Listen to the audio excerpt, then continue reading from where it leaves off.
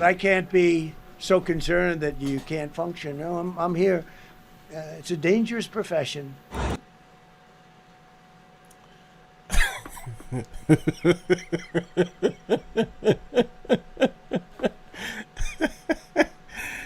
Caught your man JD Vance in 4K. Meeting off under the table. What are you doing right now, bro? What are you doing? Hold up. Got him.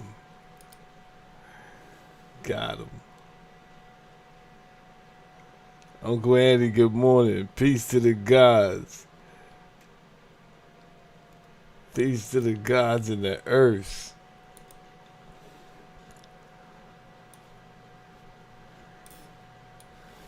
Let's go over this. Good morning, everybody.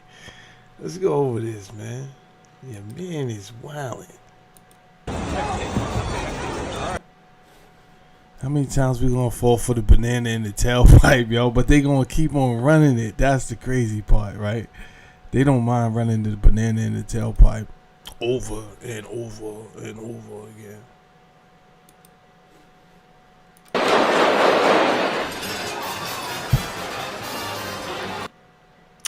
Melania seems authentically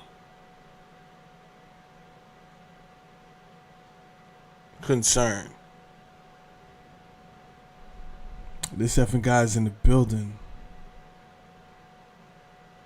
Oh, this went down while we was in class? Yeah. Yeah. If you don't know, last night I taught I've been going over some good topics with some good information.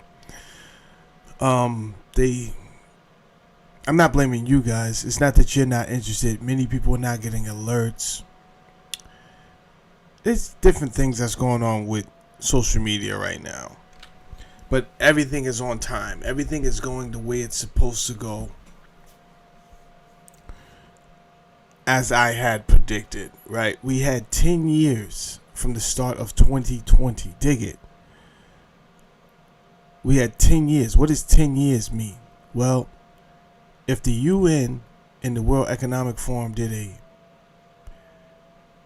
a formal partnership where they said we wanted to work together to put in place sustainable goals, and we would like to achieve these goals by 2030, that's 10 years.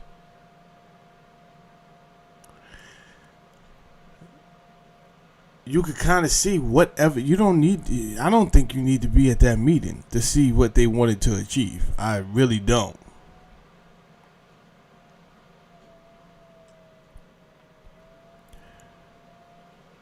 To kick it off, your 2020 started off with the entire world being shut down. Me and my wife was talking about this last night.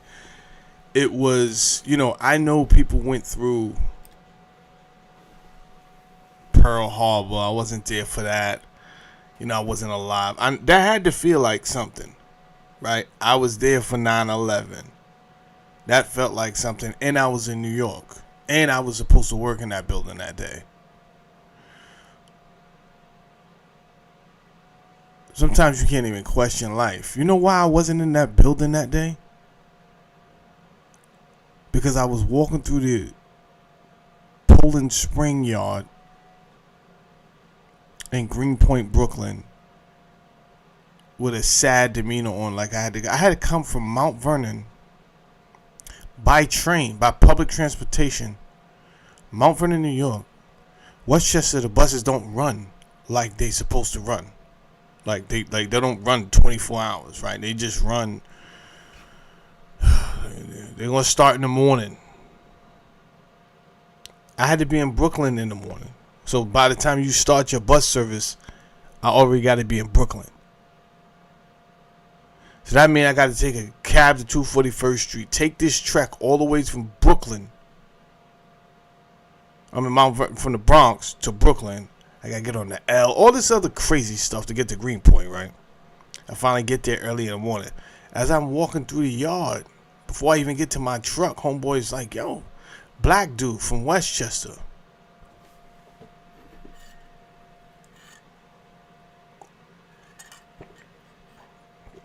Like, yo, let me talk to you, man. It's like, you don't seem happy here. I'm like, I'm not. He was like, follow me, man, follow me. I'm thinking he's about to give me a pep talk. He brings me to the office to fire me.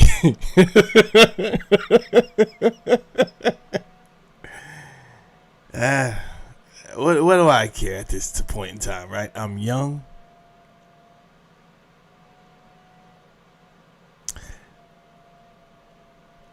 When did I graduate in 96? 97, 98, 99, 2000, 5 years. So I'm 20 something. I'm like 24. What do I care if you fire me, bro? Listen, you think I don't know it's been 6 months already? For everybody that don't live in New York, here's how it goes. Back when I was young anyway. You really want a job for a couple of reasons. Either one, you want to go hustle with your cousins and they won't put you on.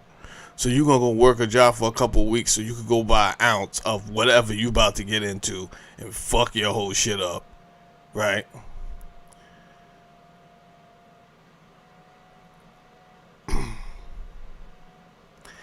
I didn't really gravitate towards drug dealing. I'm good. This niggas is getting knocked out the park every day. Knock him out the box, Rick. Knock him out, Rick. I'm good. I did try to sell crack, though. I'm not going to hold you. This wasn't my cup of tea. It was slow. All of that. Like, I could run down on y'all and just rob everybody and make this in a quick second. Why am I out here selling crack? Why don't you sell crack and then I come and rob you for the crack? That sounds better to me.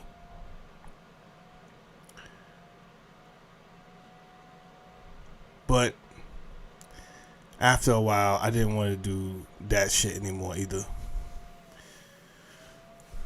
So I met somebody, and then she inspired me to get my CDL. And I got my CDL, and I started working for Poland Spring. But I still am immature at this time, and I still got those, you understand, those young ways about myself. So when he dragged me in the office and he was firing me, I was elated when I walked out that bitch. I said, oh, you did me a favor. I'm about to collect this unemployment, nigga, and go do something stupid with this money. For sure. For 6 months. I'm riding around like I don't got a care in the world. However, what I learned, because he did it like a week. That happened like a week before 9/11. As I'm sitting home, you can't trust WPIX because WPIX was just a wild channel that just did wild shit, right? So I had my lineup that I used to watch at night, which was like Cheers, The Honeymooners, shit like that, right? Honeymooners was usually the last show. But every once in a while, when they didn't have no program going on, they would just start playing music and the American flag, and then they would just shut that bitch down at 12 o'clock. And then some infomercials would come on in the morning. You don't know what's going on. So when I wake up and I'm looking at the TV is still on channel 11. I wake up and see a plane crash. Like, no, the building is already on fire. And I'm trying to figure out, what fucking movie is this? They playing Arnold Schwarzenegger movies in the morning? On channel 11? What the fuck is going on? Then I see the other plane. And I was like, oh, what is going on? Is these the Twin Towers? I make a phone call downtown. Not to downtown to Brooklyn. Yo, who is such and such? And I knew who he was, because whenever he didn't do his route, the World Trade wasn't my route. Whenever he didn't do the route, I did the route. I said, what's up with such and such, bro? Is he in there? They said, nah, he didn't come to work today. Oh! He didn't come to work today? Guess who was going to be in there? And I got fired a week before. Amazing. Over nothing. There wasn't like, yo, we caught you. There wasn't nothing. Yo, your performance is low. He just came to me and was like, yo, you don't seem like you happy. I'm like, I'm not. He was like, yeah, follow me. Crazy, right? So we lived through all of those.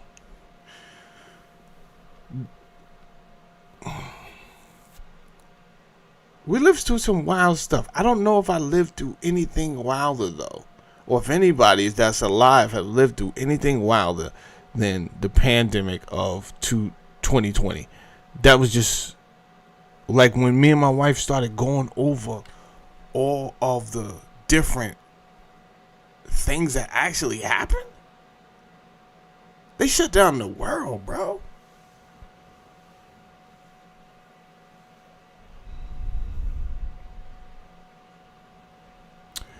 Robin, what's good? Good morning, Robin. Remember that time I said Robin's name wrong? Robin went off on your boy. That's when I started to look at these names a little bit harder. Fight 5.0 says cats can't become Jesus. Cats can't comprehend September 11th. They can't, bro. Yeah, Robin. Remember? See, that's how I could tell. I do that on purpose. I want to see who's my age or older. You understand? You only understand if you remember that Channel 11 right after they played the national anthem all night. Then it went to snow.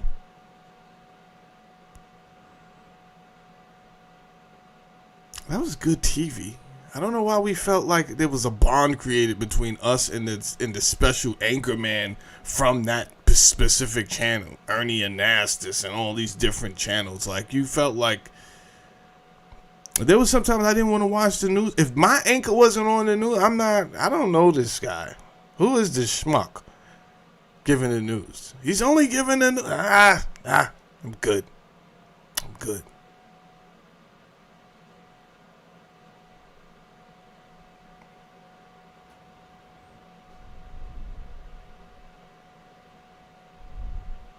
Gary says, clear it was your attitude why you got fired. It was my attitude.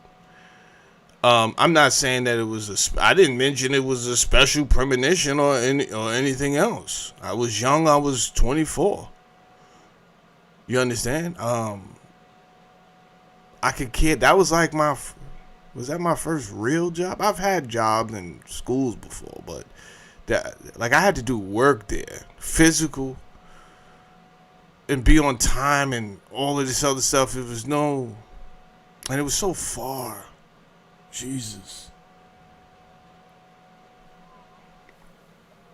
I understand. Clearly it was my attitude that got me fired and saved my life, by the way, Gary. Thank you. I'm here talking to you today because I had a poor work ethic. You're welcome, Gary. I don't do that for just anybody, brother.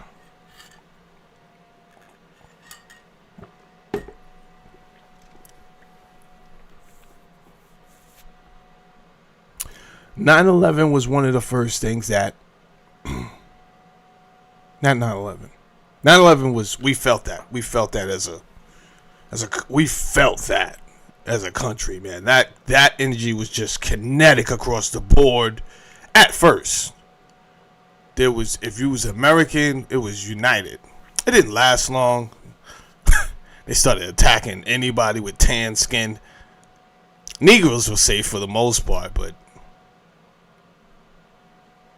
if you look sandy, it was it's a hard time to be alive. Jesus, they started attacking Muslims for no reason. It got crazy. And I'm not going to say I don't understand why they was mad. Listen, 3,000 people just died, bro. You understand? You had brothers from different fraternities, from various different fraternities, police department, fire department, unions, all different type of fraternities. People are upset. People that went into the buildings because they felt like, yo, not on my watch, right? I just want to help. And then they go in, and when you find out later, you don't want to believe it. I understand the cognitive dissonance. You don't want to believe it. Yo, do you think they gave their lives up for nothing? Right? You think my husband... It was some people who caught... Now, I went down there the next day. The next day, I knew somebody who had the authority to be able to go down and drive around, and was like, whoa. They drove me through real quick.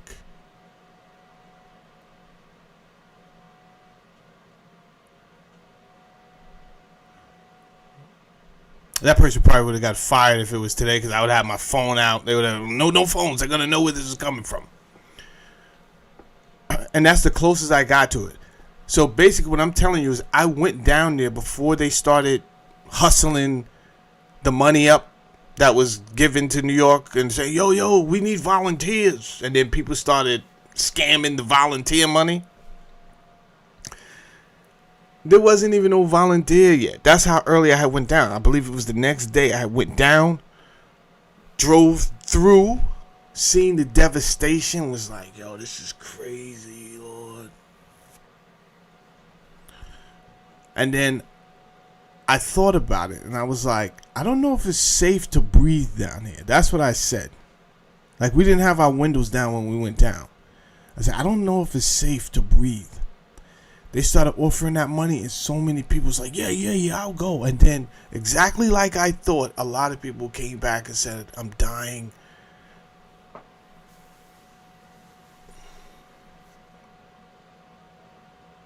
You know the hurtful part? When you find about a declassified operation called Operation Northwoods, and you find out that previously, in earlier decades, the government actually did suggest that we hurt our own so that we could get what we want. And what we want is the support to go to war. These are some different people we're dealing with. You got to understand that today. These are some different people that we're dealing with, America. And I try not to make my channel all about Trump. But trust and believe, I know how to make my numbers go up and down too. They know how to make my numbers go up and down, and so do I. It's a game to them.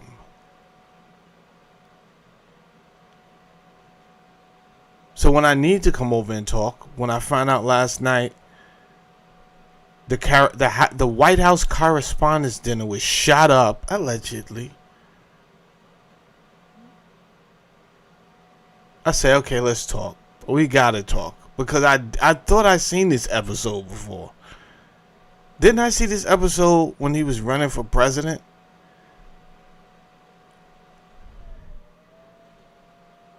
You know what was crazy about that episode? I think they're trying to really get better. So they said, I think somebody did die. I'm not going to say they said somebody died. I think somebody might have died there. I don't know. Anyway, it was reported somebody died at the shooting of Donald Trump when they tried to assassinate him. I said, somebody died though, Jamel. And I'm like, I don't know, man. I don't know. I don't believe this, man. I'm just telling you what I don't believe. I don't believe this man was really shot at. I don't know how his ear is bleeding, but I don't know anybody in the world that's coming up like, yo, he's still out there, blood. The dude, it's not like they caught the dude and they're like, we got him. And then he was like, what if you would have did that and he would have popped your wig off? Like, what if he was panicking the whole time because he couldn't get a clear shot, and he was like, hold up. And then he just got him, fire. Idiot. And for your security detail to listen to you? What secret service do you know is going to listen to the person they're supposed to? I don't know if y'all know how serious Secret Service take their job, but it is not a fucking laughing matter. It is the one time that they are truly in charge. Like, they don't even, I'm not listening to you, Mr. President. I'm not listening to you. I'm going to get your ass out of here right now. When you sign up for that detail, you are signing up to die for the president. They have a Viking mentality. Like, as long as I die in battle, I will see Valhalla. Right? They trying to see Valhalla, bro. No Viking wants to die out of battle. Oh. No Viking wants to die in his sleep. You look nice with your hat. Huh.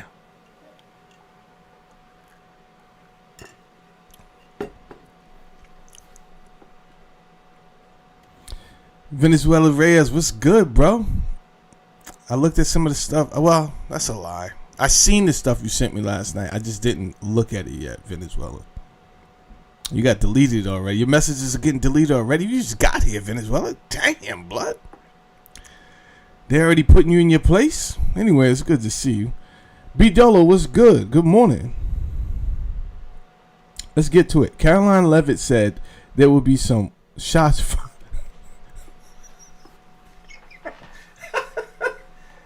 God. Are you serious? Caroline Levitt said there will be some shots fired tonight during the interview before the event started. No way, bro. You got to send me that link, bro. Please find that link and put it in the comment section, please, bro. Please.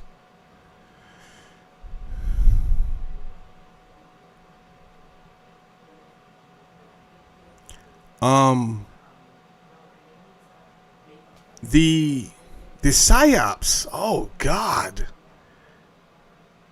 At first, I can't say they were entertaining because I don't know what to say. Let's just say this. I want to choose the right word. The psyops were interesting at best. Now the psyops are getting concerning. Now now I think I'm choosing my words correctly, right? They were interesting at best, at first, right? First, people didn't even know psyops was going down.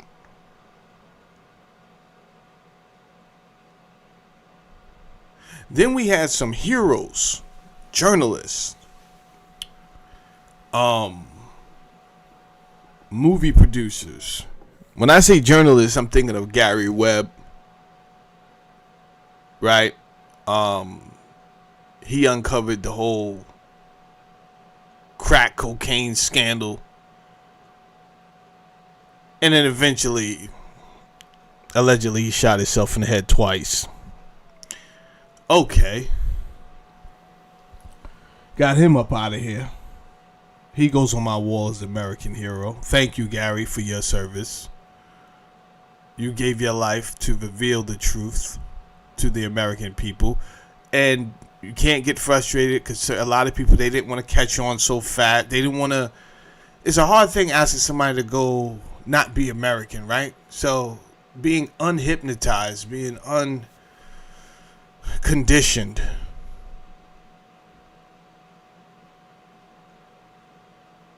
It's a hard thing, bro. Undoctrinated. Because most people are indoctrinated. And it starts at when you were born. All those sentimental moments in your head, those are American moments, bro. Sitting around at barbecues, people drinking Budweisers, laughing it up.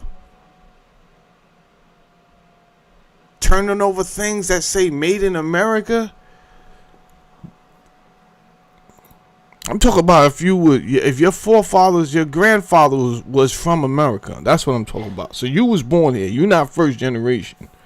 But for some of us, our great grandfather was born here. My grandfather was born here. My mother was born here. I was born here.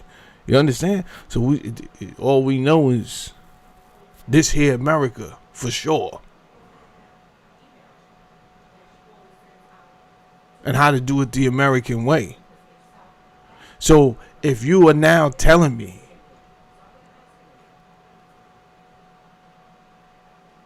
I'm not taking this from a black perspective. I want to take black out of it, right? Because the black experience is different we understand why. But that was going to bring me down a different conversation that I don't want to go down right now.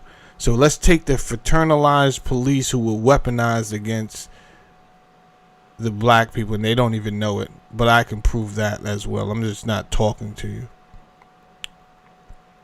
It's all in numbers. There's no need to argue with people. Oh, why would you say that? There's no need for me to argue with you. If I want to whip out an audit of my own, that's all I got to do. In this conversation, whatever your hot air you're wasting right now makes no sense. Save it. Save the drama for your mama. So let's just talk about purely being American. Doing American things. You don't want to hear that your country might have did something to compromise you. You don't want to hear that. You're like, nah, that sounds crazy, bro. That sounds crazy and you're a conspiracy theorist. Huh? Imagine being that high strung on patriotism. You run everything people say. No. What are you, some type of conspiracy theorist? And then it turns out these people had something going. They weren't just talking lies. I just wasn't listening. Not me. I've been a proud conspiracy theorist for decades. Proud. I wish they had a card. I'll whip that bitch out. Look, member since, what that say right there? Huh? Yeah, I've been here for a while, bro. And now you see everything I said is coming to light. But there are many people who are just now catching on, and it's hard.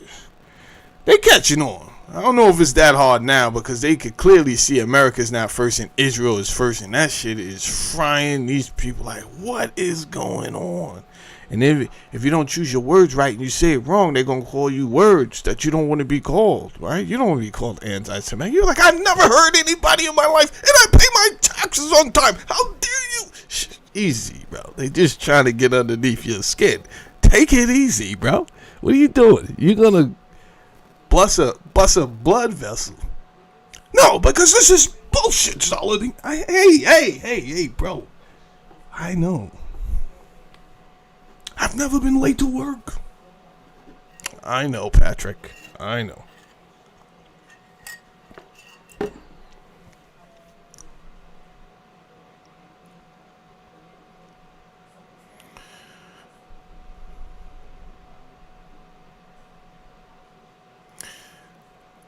Most of the rallies where people come together, like Minister Farrakhan, he threw a rally, a Million Man March, but that was really for black men, right? What if some white guys did show up? Were they going to be treated differently? Was mayhem going to break out? Was Minister Farrakhan going to be like, excuse me, brothers? I just asked for the black brothers to be here today. It seems that we have a good group of white men that came out to. Was he going to say that? He wasn't going to say that. The other rallies that are really conducted are usually political, opposing sides. So that's when you get these big rallies. But I wonder if we could ever get a rally of just, it doesn't have to do with your race.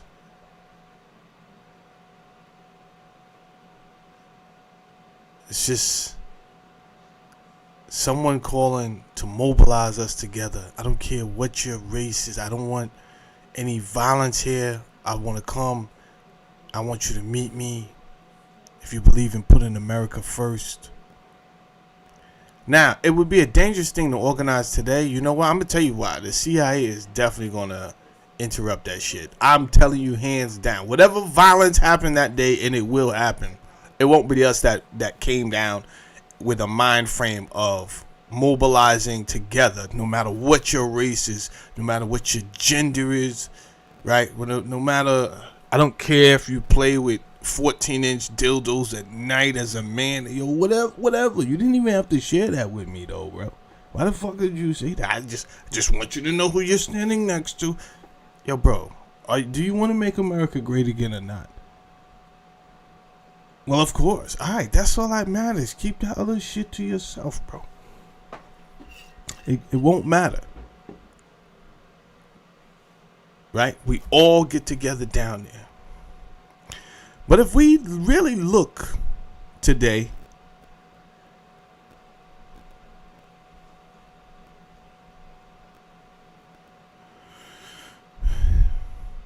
at how America, the system, let me not say America, the system that is designed, because the system is not only made of like American politicians, right? The system is made of companies. The system at this point is advertising, think tanks. These people could figure out so much. Imagine giving a think tank billions every year. And they can't even figure out how to change the police culture to efficiently do their job without agitating the communities. You can figure out everything else. You can't figure out that? No, we don't want to figure it out. It works perfectly fine for us. It works how it works perfectly fine. Just let things be. So there is a system that is calculated to produce mayhem and chaos at different velocities. They know how to turn it up when need be. But if you leave it up too high, it can change the entire ecosystem. That's not what we want. A spike is no problem. But what we need is, after a while, that spike can only stay for so long. So bring it back down. Bring it back down. You have a fear frequency for too long. People start to panic. They start want to pull money out the bank and all this other crazy stuff. That's going to affect us all. Bring that shit back down. It was good for a second as a distraction. We needed it as a distraction only. But now bring it back down. And they know how to do this. They know how to do this by using the internet, which, if you sat back and really thought about what is the internet, right? It's just free. It should be free technology. These are natural waves that have been controlled and designed in a way to allow you to see something. Now, did someone invent something? Yes, they did invent something. But I don't know if we need to be spending, like, charging all this money for things that really, these are free resources, in my opinion. Electricity is free. Should be free. Electricity is not free, but it should be free, in my opinion.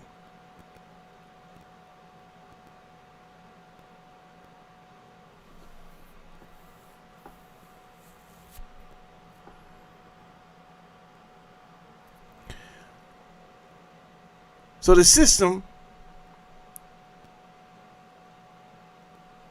is calibrated to keep a certain frequency going, and as much as you hate it, it's kind of a beautiful design a little bit, because it's paying you it's beautiful in an ugly way. Like, you hate it, but you're like, damn, that thing is kind of perfect for an evil villain.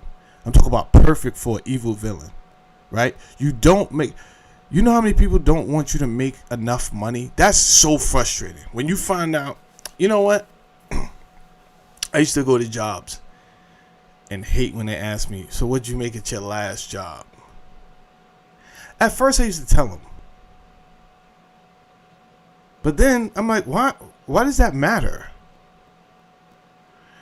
One lady told me, and was like, well, we don't want to like pay you way more than you were getting at your last job. I don't think you were supposed to say that. Are you reading the script? What are you doing right now? Crazy ass. I don't have this job, do I? I don't think you would have told me that if I would have had this job. No, you don't have the job. Touche.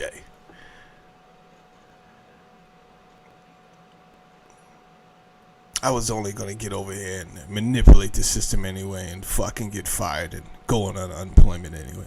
You've did yourself a genuine service. Peace out. This year's winter was good.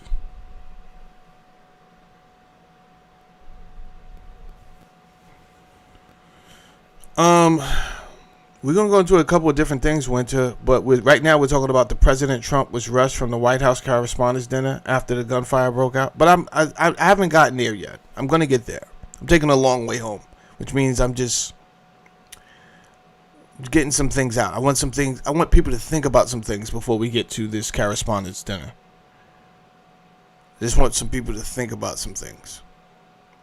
So I'm kind of like combing over all of the psyops that we've been dealing with, the things that we have been dealing with as Americans, right?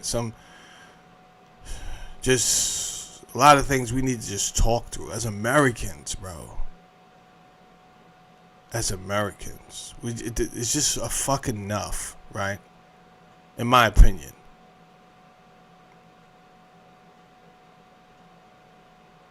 They have never wanted everyone to get along. Everything, there has been tiered staggered status in America. Now I'm going to tell you something. 1964-5, something comes out called the Law Enforcement Assistance Act. Law Enforcement Assistance Act. And this is really the first time that a federal grant will go to all the police departments in America. But the police departments don't know, the first year, they don't know what to do with this grant. So you know what they do with it? They actually use it to fight crime. Yeah, that's what they do with it the first year. Why? Because they want the grant again. So they fight crime. They bring crime fucking down. And then the next year, when they go to get the grant again, they're heartbroken. Because some of them don't get the grant. Right? Some of them applying for more, higher grants. You can't get it. Why can't I get it? Because clearly, what we gave you worked. And your numbers are down, and you don't need the grant. Oh! Guess what the police departments did the next year? As if you had to think that long. I can tell you this.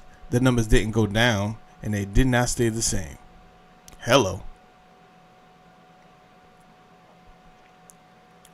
So this is what I mean by organized chaos. When I talk about the system being calibrated a certain way.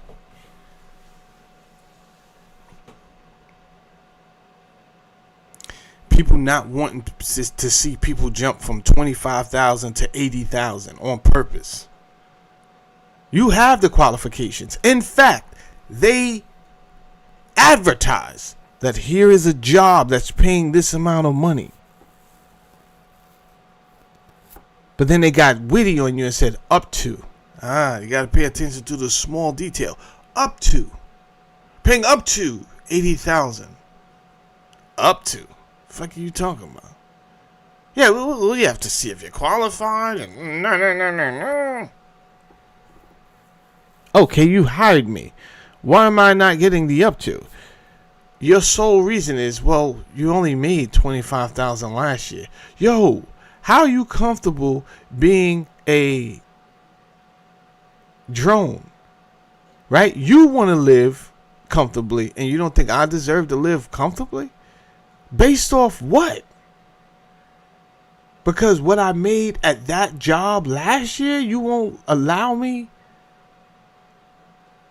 to change I did all this work so I could get this job, right? I went and got that education. I disciplined myself. I didn't go out. I didn't do crazy stuff. I did everything so I could be in this position. And now there's some numbskull who no doubt is taking his orders or her orders from somebody higher. Don't try to figure it out. Just understand the game. Just understand the game.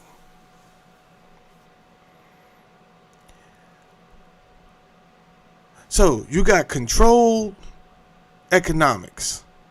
You got controlled agitation, whether it's racial or whatever. If there's not enough agitation, we've seen them create an opportunity for agitation and then push the agitation. What do I mean by that? Well, things were perfectly fine with who we would call, what did we call them before?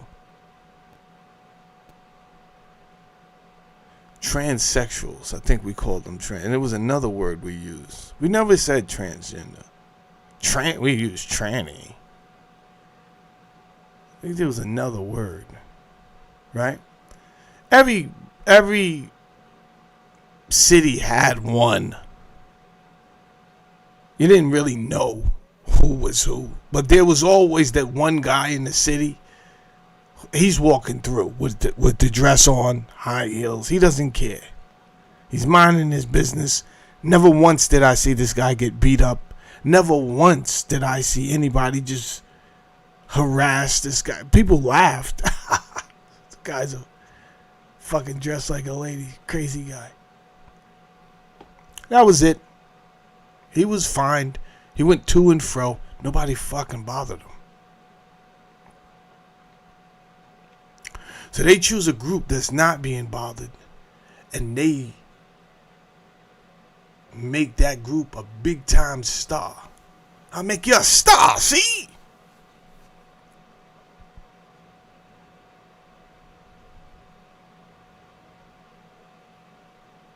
Now, if that doesn't agitate you enough, now they're telling you how to think about the person. All right, I want this guy accepted everywhere he goes, and yes, he is a girl. And you have to address him as a girl, see? Because he's really a girl, see? And the more they went on with stupid shit, the more people got agitated. It was like, listen, bro, on some real shit, I wasn't even listening to you when you first started. Why? Because I got a job I need to be at in the morning. I need my goddamn sleep, right? I got a wife and kids. I really wasn't paying you any attention. But now you're starting to get on my nerves because you keep yammering off at the mouth about silly shit.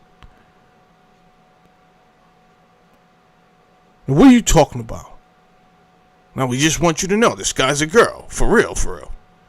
And if you don't acknowledge him as one, we could call you a boss. And Funguli, what are you talking about? Call my boss. Shit got crazy, bro. Shit got crazy. This is on the road to 2030. You understand? Sending trannies in the goddamn kindergarten classes, first grade, third grade, asking the students, these are babies, bro. Can they not play with blocks? Can they not color, bro? Why would you send a man in there with nuts and a Speedo under a dress with his legs open. Okay, if anybody should be like, come on, man. I know for a fact if we could have mobilized together and we knew how to come together, we'd rush that goddamn. That's when we should have rushed the fucking Capitol and beat the shit out of every fucking senator in there. Fucking go to senators to jail if you can. If you can. I don't even know if you got enough agents for all of us that are upset. I'm being serious right now. I don't even know if you. What, you want to kill a few of us? And this is why they have to keep us divided with race and this and that and this and religion and that. That's why they do it.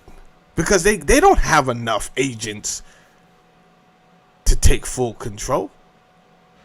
This shit is all mental, baby.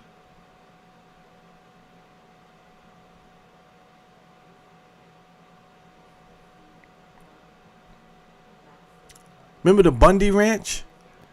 A couple of FBI agents went up there thinking that, yeah, we're going to show these cowboys. You didn't show these cowboys shit. You show me yours, I show you mine. FBI pulled out. The Bundy Ranchers pulled out. What we doing? That's what we going today? That's what we doing? We dying today? I don't give a fuck. I want to see Valhalla anyway. What's up? FBI back. We'll be back. Fuck out of here.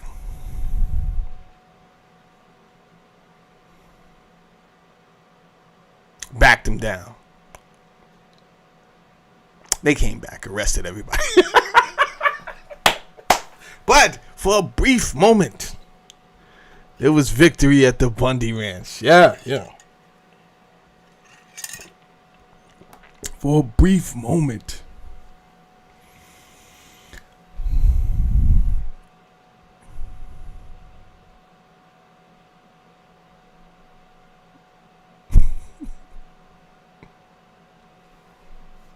So, they're walking us down this 10 years. And as you can see, as the 10 years continues to we get closer to 2030, things are getting crazy.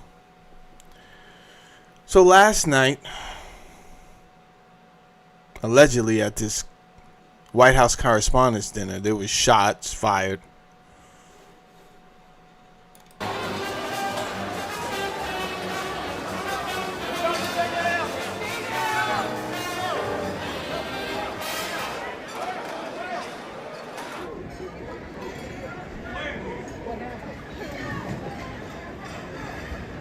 I can't be so concerned that you can't function. No, I'm here.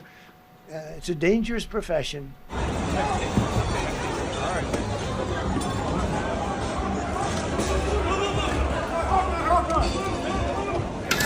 What did you see, sir?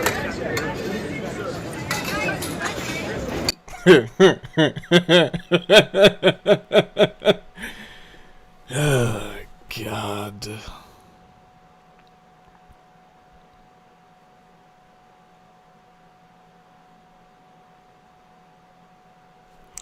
Theatrics is crazy, bro.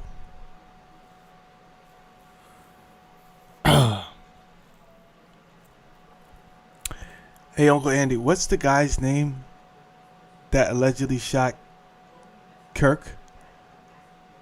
Tyler Robinson, right, Uncle Andy? Tyler Robinson. Let me tell you something. From the day that shit happened, I didn't even need Candace Owens, and we'll talk about Candace Owens and Laura Loomer in a second.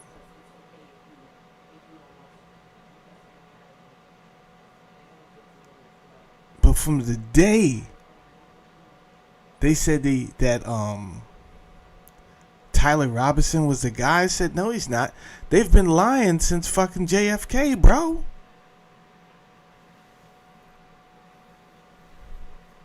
They've been lying since JFK.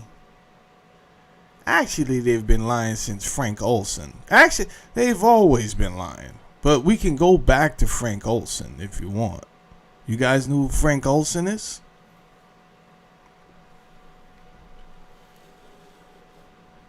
I give you time to think about it or Google it. Give me a second. I gotta check something. Let me just check something real quick. Okay. Good morning to everybody. My name is Jamel Saladin. We got a good 30 people in the house this morning. I'm going to be going over the shooting at the Correspondence dinner. I'll be talking about some other things I think you need to hear as well.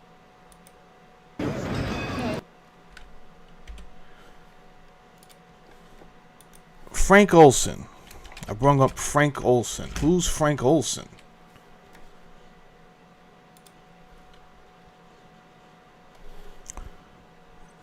Who might you add is Frank Olson? Frank Rudolph Emanuel Olson was an American bacteriologist. What? Biological warfare scientist and an employee of the United States Army Biological Warfare Laboratories who worked at Camp Detrick in Maryland.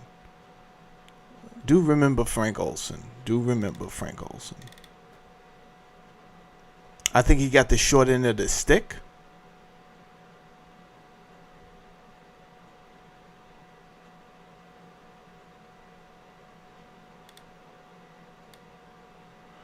They used him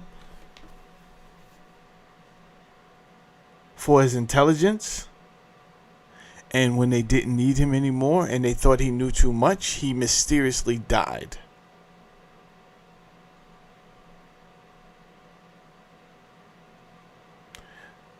By plummeting to his death. This is 1953. I bring this up because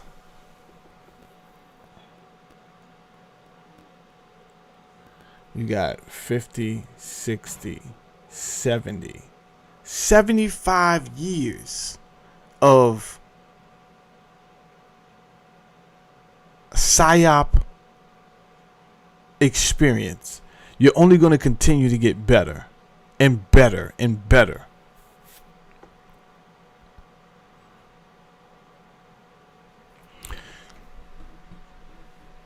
When Trump first ran, he was the only person that we ever knew that ever said shadow government. He was the only person that ever said that out loud in front of the whole world. Syndicated news. He's out here talking about shadow governments, and he was actually right. We don't know who or where that person is today. We have no idea who or where that person is today, man. It's kind of sad. Do I think he would have waited that many years? How many years are we talking, right? He ran, he won, so that's 4 years. He ran, he lost, so that's 8 years.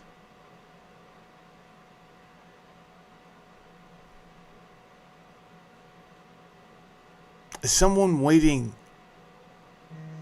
8 years to show their true colors?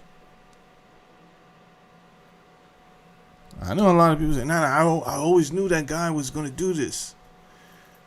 I didn't. I'm gonna be serious with you, because I felt like if he wanted to do this, what he's doing now, he could have did that the first term.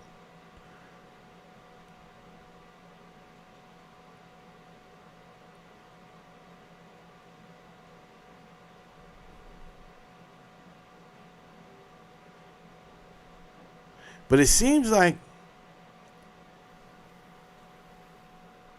mental decay starts to happen. It could be at the age, right? But it happened to Joe Biden as we watched in real time. And now it's kind of happening to Trump. The other day he was talking about Greece as if Greece was a person and not a country. Yeah, I know Greece. He's a good guy. What?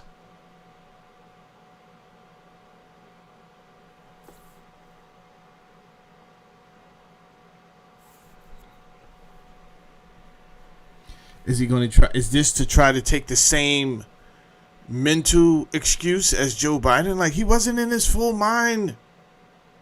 Or is this job getting to him?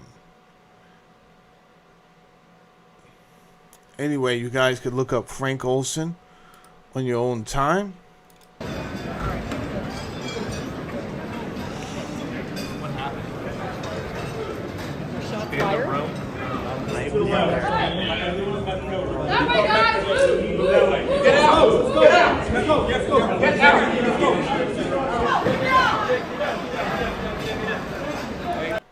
Go back. Who's this guy that was filming? The fuck was that? Who's this guy?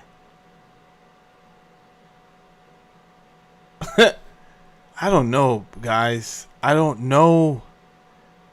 This shit looks staged, bro. Let me talk to y'all for a second. I don't know. I don't know.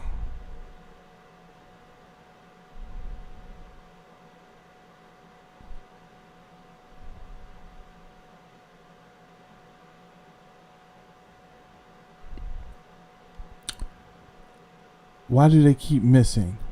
Who? The scientists? I think he's talking about the scientists.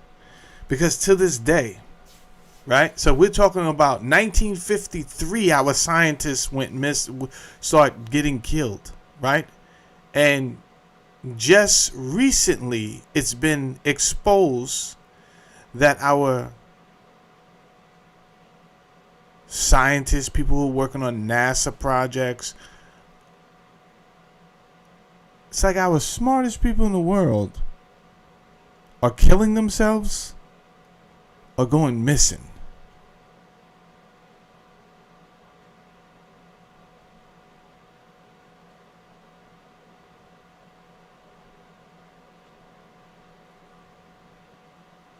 Exactly, Roby. We'll get back to this. Who the F is this? If you can't see because you're on your phone, this guy is kneeling on his knee and he has a phone out. This guy has some type of automatic weapon. No one is rushing this guy out. And this guy here is looking as if I'm just going to do what they told me to do. They told me to kneel here and wait. Just following instructions. We only did this once in rehearsal, so I hope I'm not botching it. They can't blame this on me. We had one damn rehearsal. I'm just doing what they said. That's how he looks.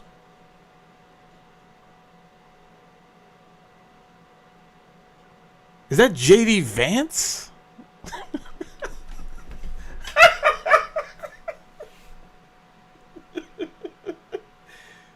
God damn it. Where's your security detail, bro? Is that you hiding underneath a table?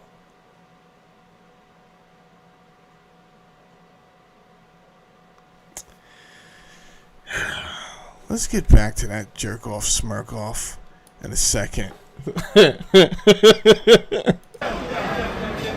Jesus Christ. I want to look at something else. Let's just consider something.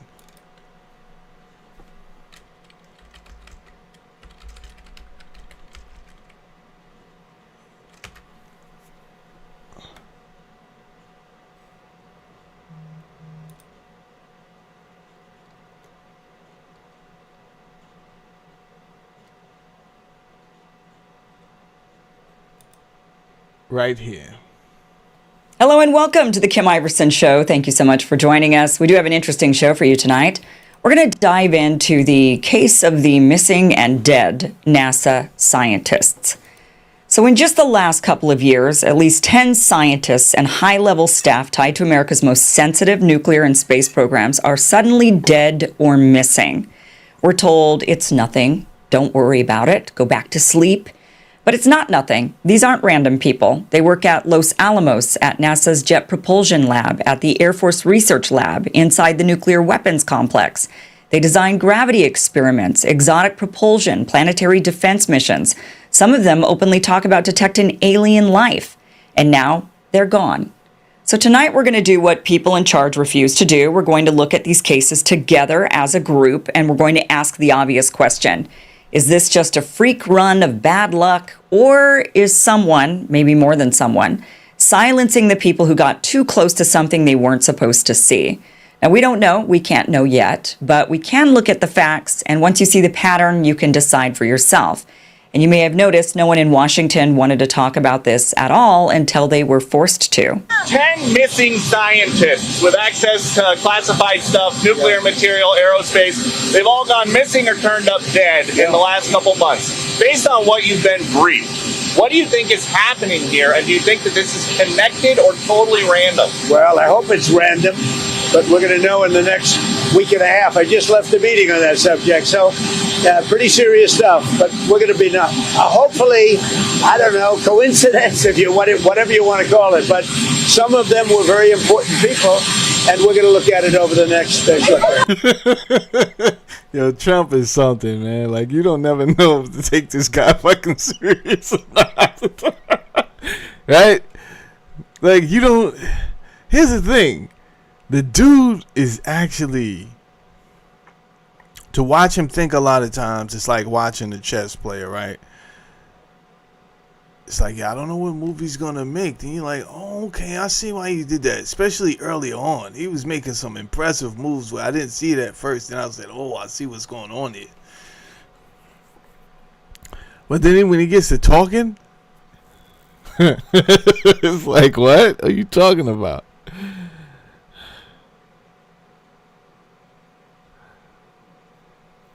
He doesn't seem too concerned, but I guess that's his entire demeanor, right? It's just kind of like, oh, you're just talking to talk. Yeah, we'll look into it. I mean, from what I understand, these guys were pretty important, huh? But if I got the time, I want to know what's going on. Yeah, sure. I was in the business with his father running olive oil.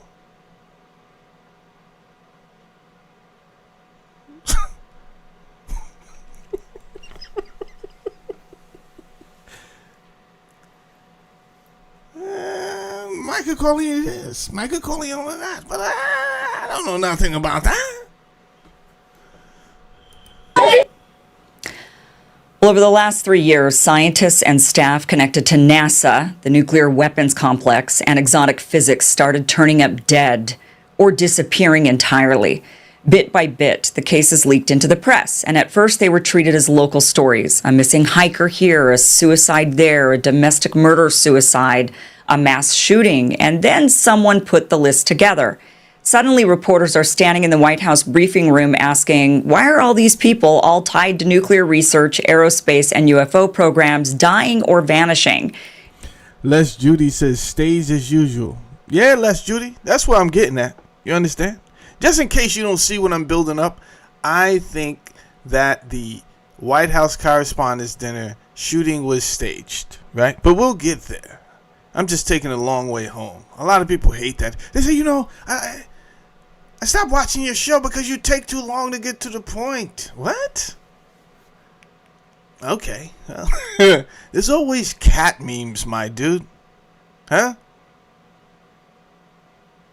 It's not like my wife watches my show. She's out here watching puppy videos. Maybe you should do the same.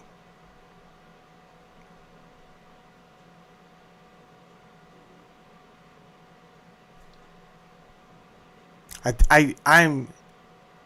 don't get right to the point because everything I'm saying is a point that I want you to consider. Everything's a point, my dude. Remember those when they wanted to teach you how to draw in kindergarten and they wanted to teach you how to write script? The kids don't write script anymore, by the way. They don't know how to fucking write script. But nobody's speaking Latin either, so. But when some of us were in school, they had the dots. Right? And you went home every night and that was your homework. You were supposed to practice your penmanship. And damn it, some of these people got some excellent penmanship. And why can females write better than guys? That's crazy. They were really home practicing their penmanship. And then they should have never showed me that on serious documents I could just kind of like do my signature scribble. Oh, I stopped right there. Once I know, I'm only using this for signatures. You mean I'm not going to have to write a whole fucking ever again? I'm never going to have to write in script 2 pages, 3 pages. This is merely for important signatures? Scribble? Yeah, you can scribble. I can scribble? You can scribble, my dude. Scribble your heart out. Excellent, Jamel. Excellent. We're connecting the dots, my boy. You understand? That's my purpose down here.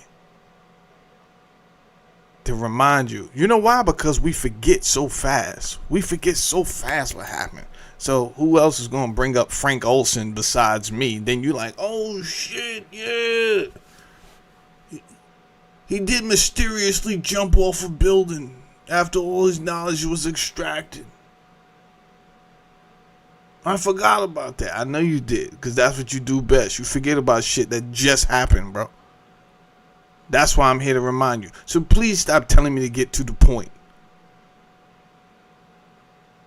I have not forgotten the point. It's all by design. Chill out. Hit the like button, like Uncle Andy said, and chill out. And do subscribe to the channel. And the answer, finally, is we'll look into it. Review, no stone unturned, we're told. There are now 10 American scientists who have either gone missing or died since mid-2024. They all reportedly had access to classified nuclear... Caroline looks exhausted, bro.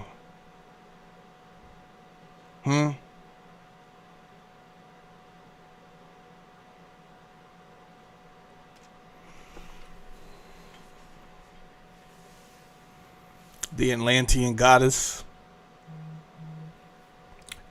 Caroline, are you a natural blonde? What's with the black roots? Say it ain't so. Wait, Caroline, you not an Atlantean goddess? Like, I'm out here promoting you like you an Atlantean goddess. Turns out you are not a natural blonde. You look exhausted. This job is taking a toll. You got a newborn. Then you got to get out here and wipe President Trump's ass with all the shenanigans that go on while you just trying to nurture you and your family. Everybody that get in politics age so fast.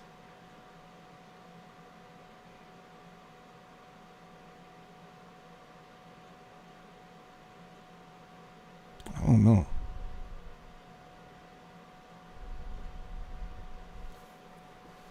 People saying it was staged. Shit was staged, in my opinion. But the people, hey, if the government is listening, the people are saying this shit looks staged. It looks no better than the moon landing.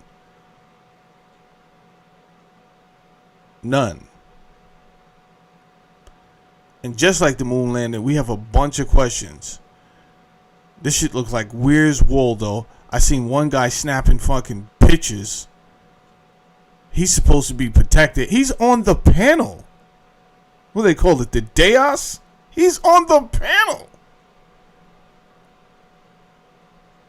Not one person came to protect him. He's out there getting fucking social media footage. You can't make this shit up. Right? Rifles everywhere. Is that part of the procedure? There was just gun sounds going off. And the first thing you thought about as a prominent politician was to pull out your phone and get some footage of the situation? As if professional cameras are not set up everywhere? You didn't think about getting the fucking safety? What, are you going to post this on social media, you jackass?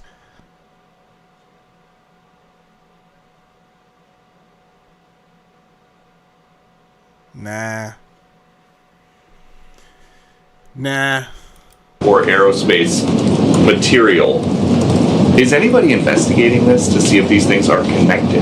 I've seen the report, Peter. I haven't spoken to our relevant agencies about it. I will certainly do that and we'll get you an answer. If true, of course, that's definitely something I think this government and administration would deem worth looking into. So let me do that for you. Okay, is that reassuring? These are the same people who missed deadlines to release UFO records they promised to release. Yeah, what's up with that? Right? You're probably going through blanking everything out. It's all BS. You said right when you didn't want anybody to pay attention to the war, the illegal war that did not go through Congress, that was not approved by Congress to go to war. You said, okay, let's just tell them, let's release some more files that's heavily redacted, like the bullshit Epstein files. Let's release some more files they've been asking about, right? So far, you released what? The JFK files. You did not tell the truth with the JFK files. Bill Cooper showed he was the only one who had that footage at that time before the internet was scrubbed. He clearly showed that the second shot had come from inside the car. The driver with his left hand turns around and he shoots JFK in the fucking head, which makes sense because that's when a big portion of his skull comes right off. Bow! Right, the whole car is filled with fucking brain matter, and then that is when his wife decides, fuck that, I'm jumping out the back of the vehicle, of the moving vehicle. That is what makes sense. Anything else, and that lady would have ducked down in between the seats for sure, right, out of instinct. But her body, it's not like she had to have training for what she did. She reacted with what her brain told her to do. There's danger in the front seat. Let me get the fuck out of this car. Because that shot came from the driver. Before he shoots me, let me dip up out this bitch.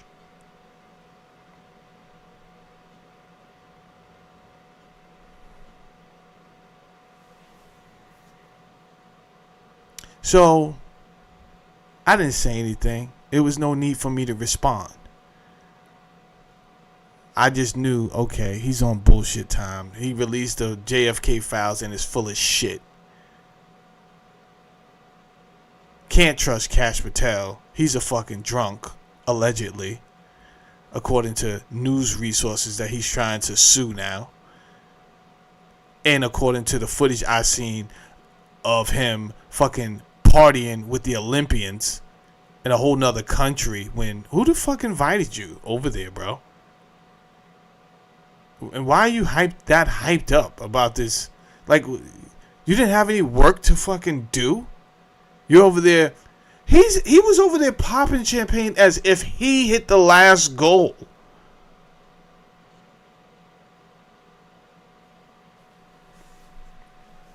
You can't make this shit up. Imagine hiring a bunch of people that were not fucking qualified.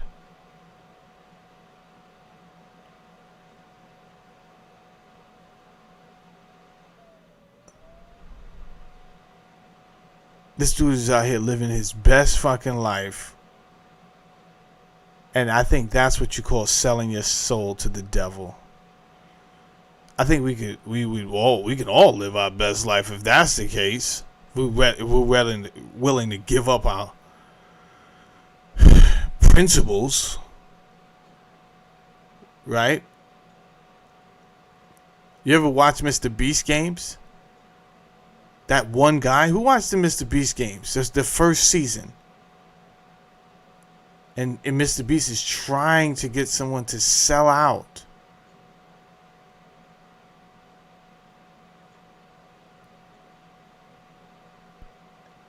His whole team and just walk away for $1 million. And there was some people that could not do that shit. They would not do that shit.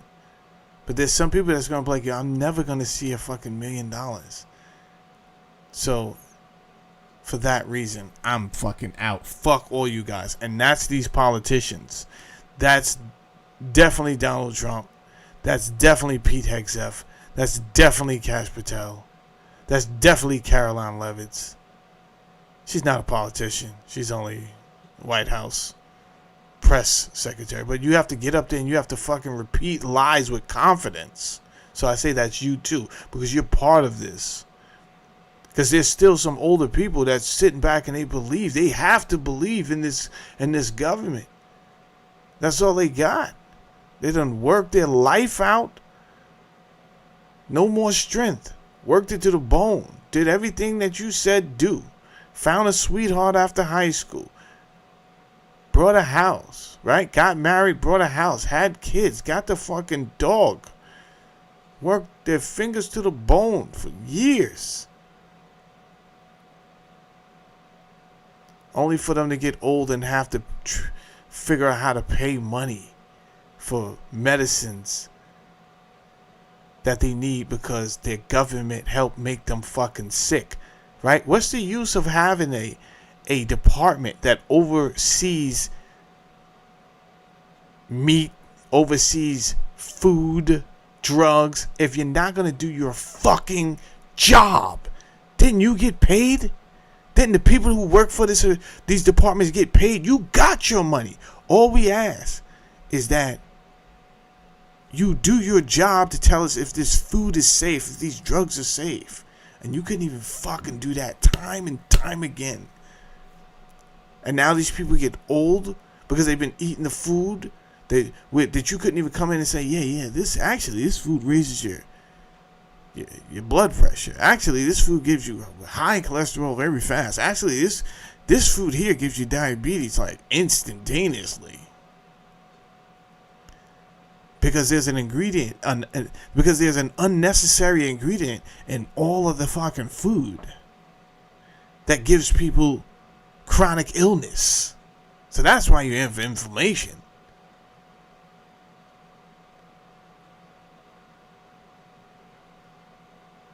But you can't tell these old people like, yo, they're setting us up. They don't want to hear that shit, Jack. But we, as their grandkids and their kids, we know the fucking deal, bro.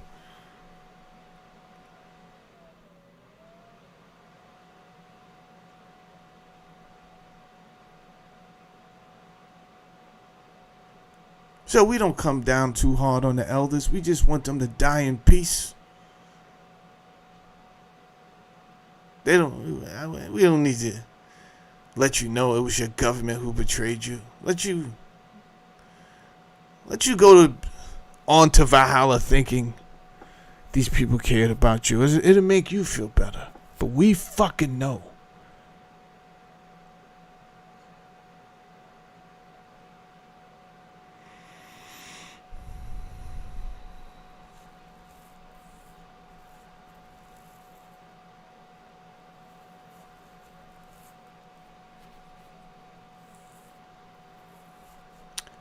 He says, isn't it funny files weren't fully released during Trump and still ongoing during Biden? Yeah, it's crazy.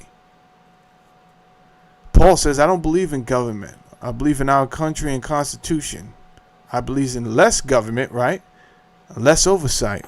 I hear you, Paul. This was one of the negative effects of too much government. But I'm going to keep it real, Paul. Anytime your government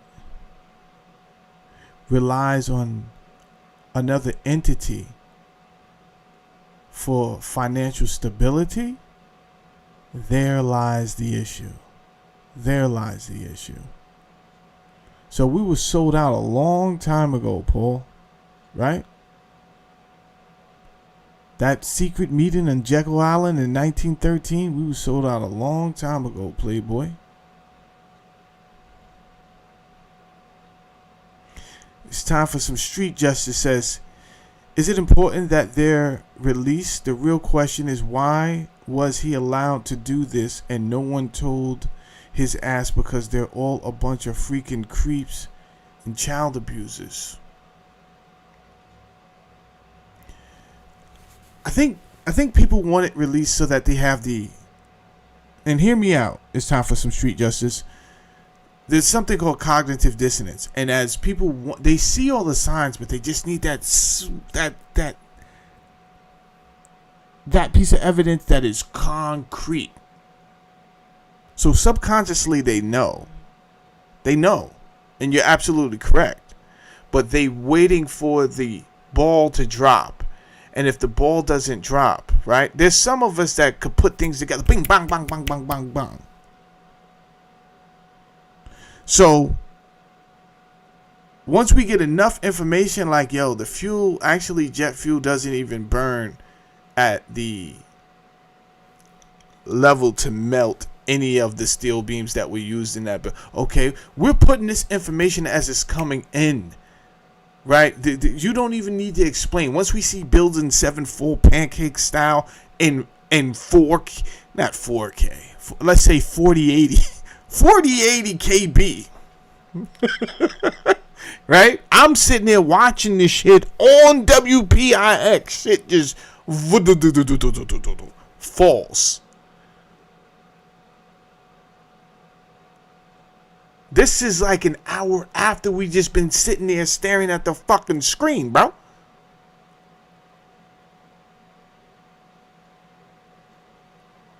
There's some of us that don't need, right? We don't need a bunch of explanations. Call it street smart school, whatever you want to call it. We had that shit down packed. And then it only got worse when they started to say it was one person. You say it's Osama bin Laden, then you go after Saddam Hussein. Shit only got more ridiculous. And some of us still don't want to buy that there was a psyop. Some of us still don't want to buy it. They don't want to believe it because good men and women, Americans, hard-working fathers, mothers, god damn it, grandmothers, brothers, sisters, nephews, cousins, and nieces, and grandfathers were murdered. And it comes down to they may not have been murdered by any of the people that they said, that they told us they were murdered by.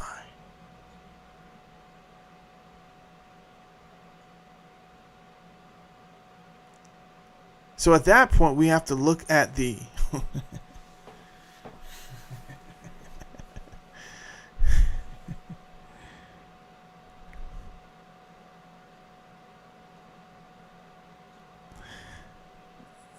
security contractors that were being used. There's a word some people use, they call them mercenaries for hire. Let's not use that word today. But I can tell you this, people. There are security contracts. Hold on. Let me show you something.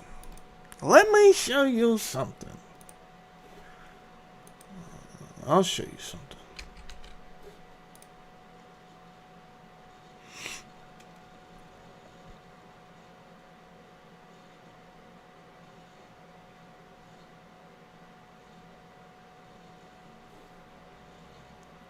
Right here.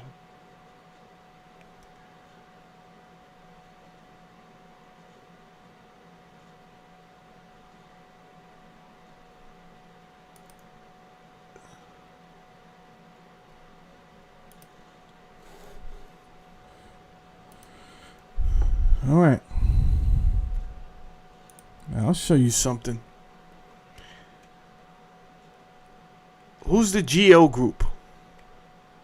The GO group, Origins of Private Incarceration. Just watch for a second.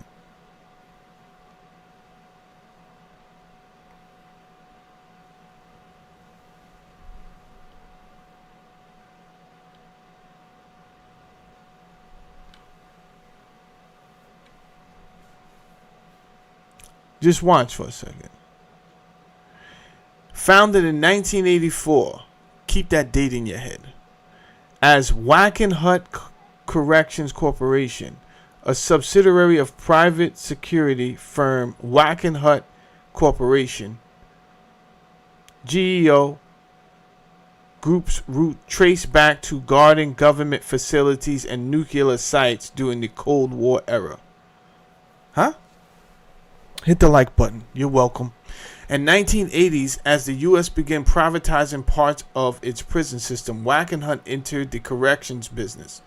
The timing was critical. Mass incarceration policies were expanding rapidly due to war on drugs, creating surging demand for prison capacity that state systems. Okay, let's go here. In 2003, Wackenhut Corrections officially rebranded as the GEO Group, signaling a shift into a global corrections and detention services company. The company expanded beyond traditional prisons into what?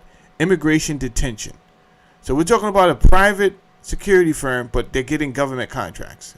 But they're getting government contracts to do what? This is what I want you guys to pay attention to today. 1. Immigration detention. Secured major contracts with U.S. Immigration and Customs Enforcement. ICE. So my point is this. We know them as ICE, right? We're just saying ICE. And we think, oh, it's ICE. But what I'm saying is other companies, private sector companies, have contracts to do the business of ICE. You don't even know it. It's not your concern. You got to do 40 hours this week. Right? That's not your concern. You got kids to feed, spouses to please. A boss to do work for.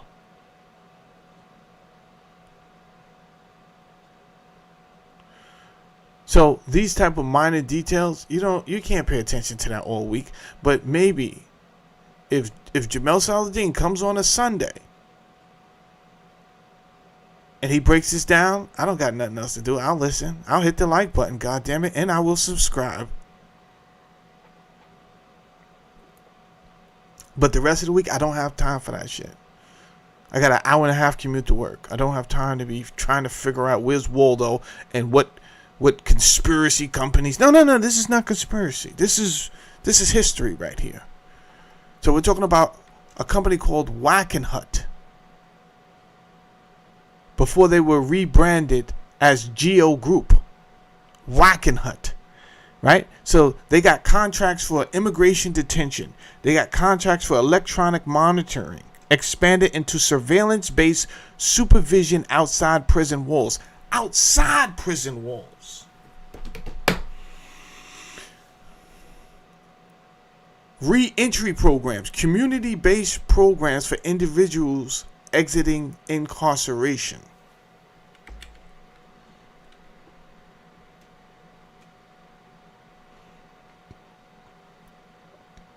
And my point is this. We'll stop there because actually that slide is for another show that I'm doing tonight. So I don't want to go too crazy with this, what I'm showing you right now, because I shouldn't even be showing you this. This is for a show that I'm doing tonight. My point is this. We have actual departments that were approved by government, Congress, and then you have private companies who have the security clearance and the relationships to get contracts that can do certain things. So is it too hard to fathom that one of these security companies sent in somebody to set up demolition triggers to bring down these buildings? Nah. Because guess what? Somebody did it, goddammit. Let's stop acting like it was a bunch of Arabs, poor fucking Saudis, and Middle Easterners that took down Building 7. Knock it off. If you want to say these guys were involved, they damn sure were involved. But this thing did not go off without any problems at all. There's so many questions unanswered, and it's coming off like the moon landing. Shit is looking like the moon landing. And they continue. The shit continue. Let me tell you something. The best psyop so far, in my opinion, has been COVID. That shit. But guess what? Why wouldn't COVID look so... That shit looked like a Broadway play. That shit was like Cats. Have you ever been to Cats? Thank God I got a chance to see Cats and The Lion King on Broadway before. Now we just got to go see Wicked. I'm taking my family to see Wicked this summer.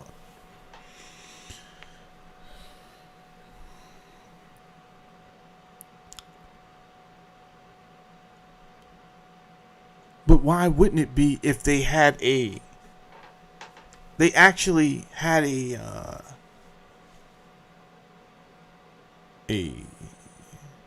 what's the word I want to use? Like an artificial play out of it. Like they role played the whole COVID shit at Johns Hopkins University. And they had a pamphlet. I have the pamphlet on my computer, but I forgot the name of the pamphlet, so I'm not going to waste your time looking it up now. And they said, in this scenario, we should do this and we should do that. So they role played out the whole fucking COVID situation.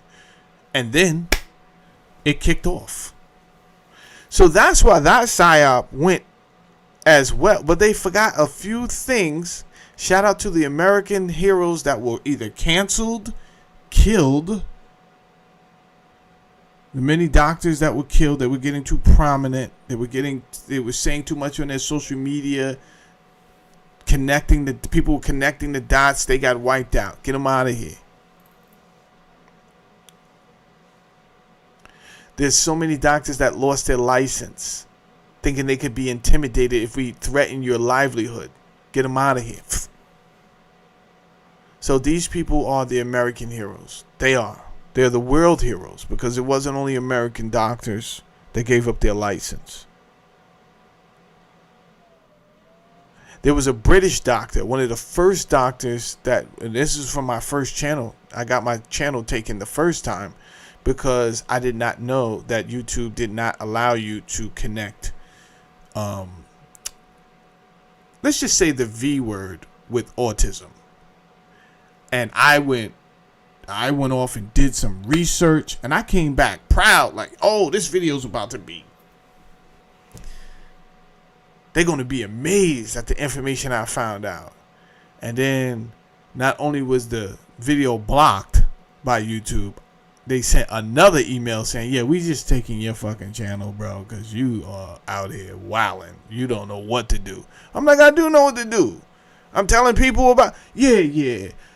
Verbatim. The lady said, you should probably read the guidelines. So I go read the guidelines, right? They talk about taking my channel. I go back and read the guidelines. 4K. That shit say it right there. Yo, you cannot connect these two things together. And in my head, I said, why the fuck would that be in your guidelines? I think that's crazy that you put that in your guidelines.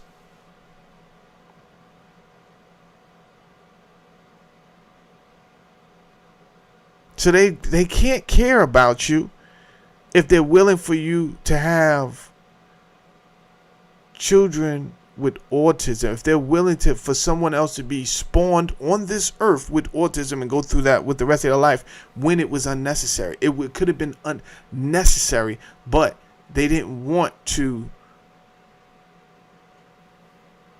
show the evidence that certain industries contributed to the So to protect them, you have all of these corporations that are mandating the rules. Sounds like fascism to me.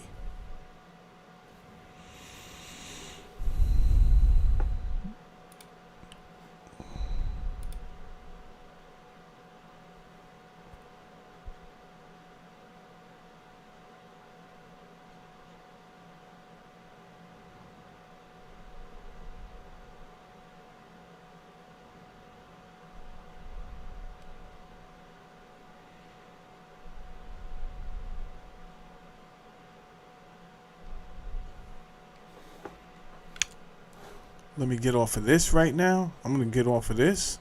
We'll go back. I will be talking more about Wackenhut security tonight. That's for tonight's show. That's not for now. right? Salute everybody that's in the building. Do hit the like button. Do subscribe to the channel. My name is Jamel Saladin. We're talking about a few different things, but the main topic today is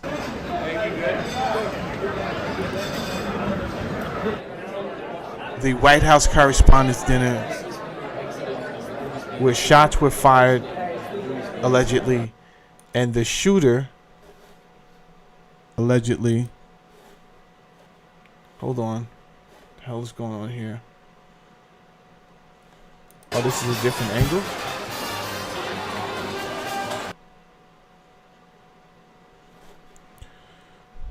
I don't know if I like this angle. Hold on. I don't know if I like this angle. I don't like that angle. Let's go back. Replay. Alright, so when the shots are fired, right? Hold on. Everybody just take a look. What is strange? Does Donald Trump need a hearing aid? Who the fuck are you talking to, my boy? Are you interested in her? Right? His wife is right there. She heard it.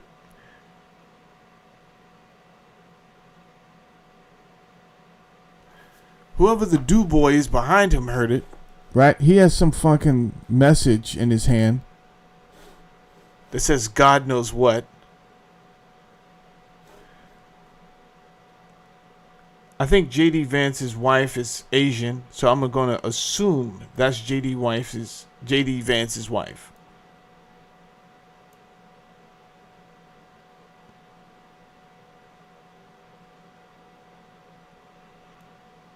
Shots have been fired. Trump doesn't hear anything. This is from the same guy who was previously targeted, allegedly, and shot in the ear. Stopped his security detail just to throw a Black Panther fist in the sky. Like, And they listened to him. He said, hold on one moment. Hold on. You can hear it in the mic. Hold on one moment. And they listened to him. And they stop. What fucking... First of all, if I ever say hold on one moment in the middle of a situation like that and you guys really hold on for one moment, you're fucking fired. It was a test. I just wanted to see if you were incompetent or not. And in fact, you are incompetent. You cannot save my life. I told you to hold on. People are shooting at us. I said, hold on one moment. And you stopped and you held on for one moment. Which tells me you don't have anything to live for. Right? I can't have someone around me that has nothing to fucking live for. Did you not have people to go home to?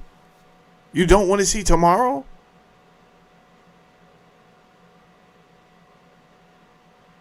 Why would you stop in the middle? It's like Forrest Gump going back for Bubba. And Bubba saying, hold on, Forrest, hold on, Forrest. And Forrest stops and he said, I just got to fart. All right, that feels better. Go ahead, Forrest. Run, Forrest.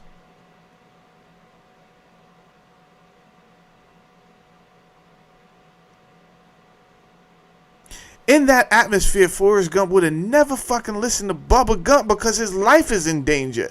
It's called flight or fight. You understand? One of them is about to kick in. Flight or fight. This shit is so psyopy.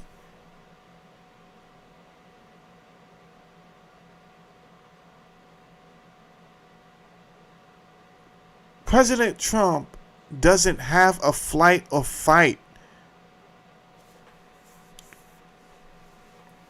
reaction to none of this.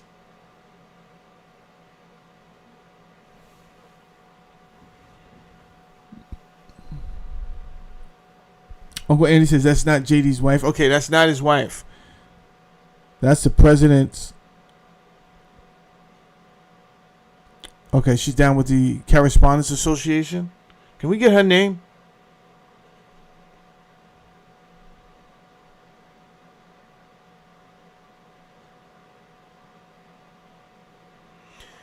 This dude is in a full blown flirting altercation with whoever this is over here with the blonde hair. Let's bring this back out some.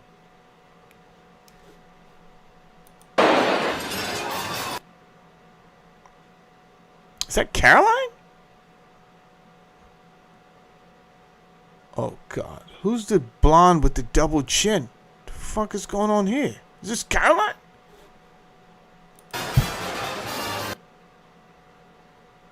They're trying to figure out what's going on. His wife is on point. His wife is so on point. God damn, is she on point.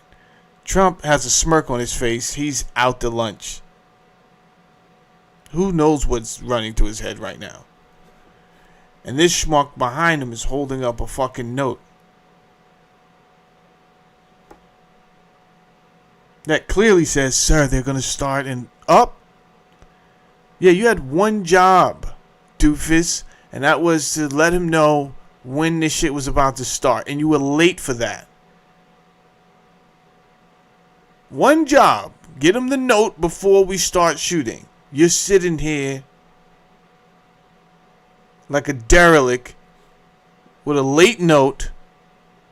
So now the first lady, her blood pressure is up.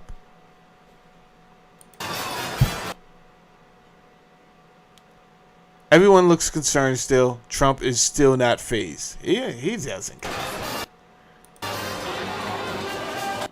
They start rushing other people out first.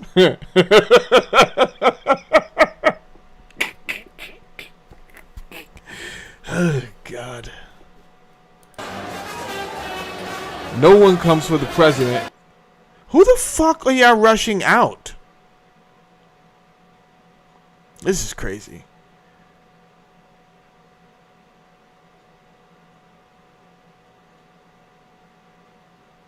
This is a dildo fest. This is a dildo fest.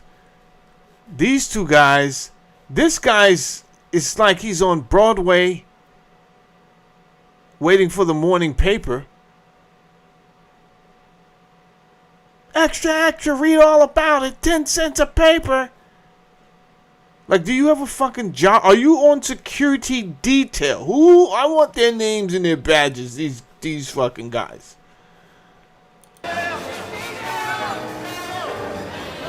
Oh, you do have a gun, you fucking jackass. They have guns. They would. So are we hiring deaf Secret Service men all of a sudden? All of these movies about the fancy Secret Service. And in real life, these guys are fucking deaf and they don't have a clue what's going on. Don't tell me it was the jazz music either. No, the music was playing loud. The first lady heard it, clearly.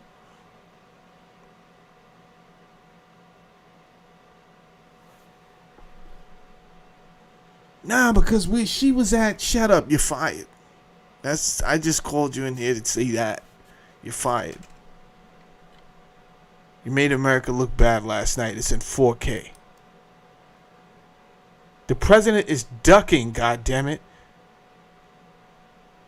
The president is ducking.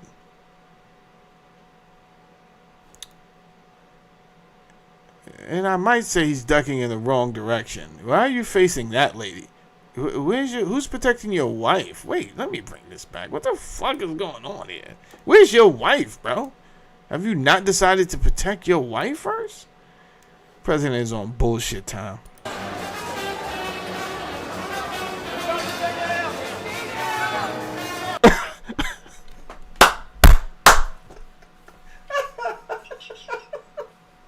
He went solo. God damn. He doesn't care about Ivanka.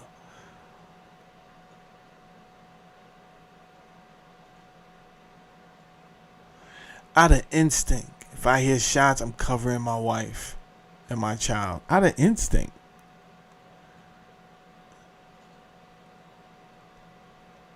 He heard the shots and thought, like, if this is going to be our last time, I'm going out with an Asian chick.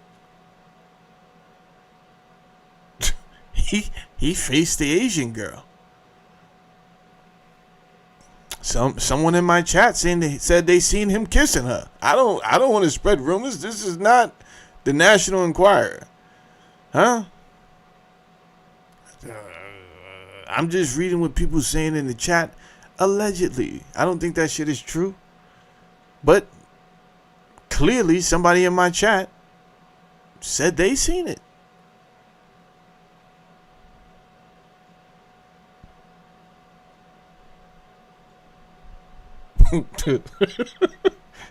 Like, why wouldn't you cover your wife, bro? Full turn in another direction. Ivanka's sitting there looking like a stone cold model.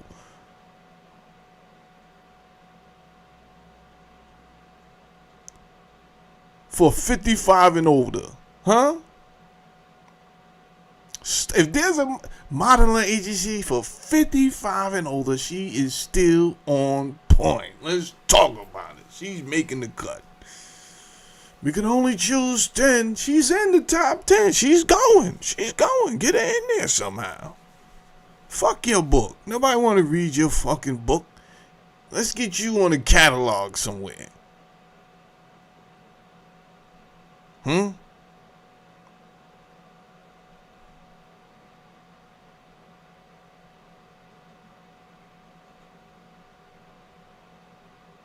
You can't make my favorite category, which is plus size. Oh, I love the Dove models. The Dove model plus size.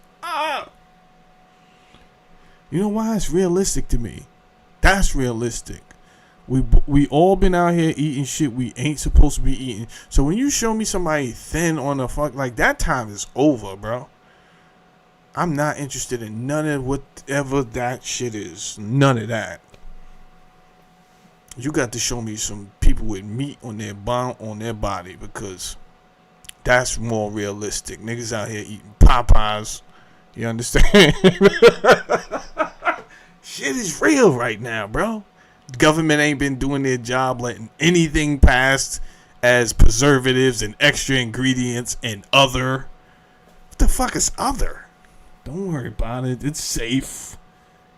It's safe, Jamel. You can talk about it on your little show. Don't worry about it. We get audited from who? Who do you get audited by? You wouldn't understand. Yeah, I don't.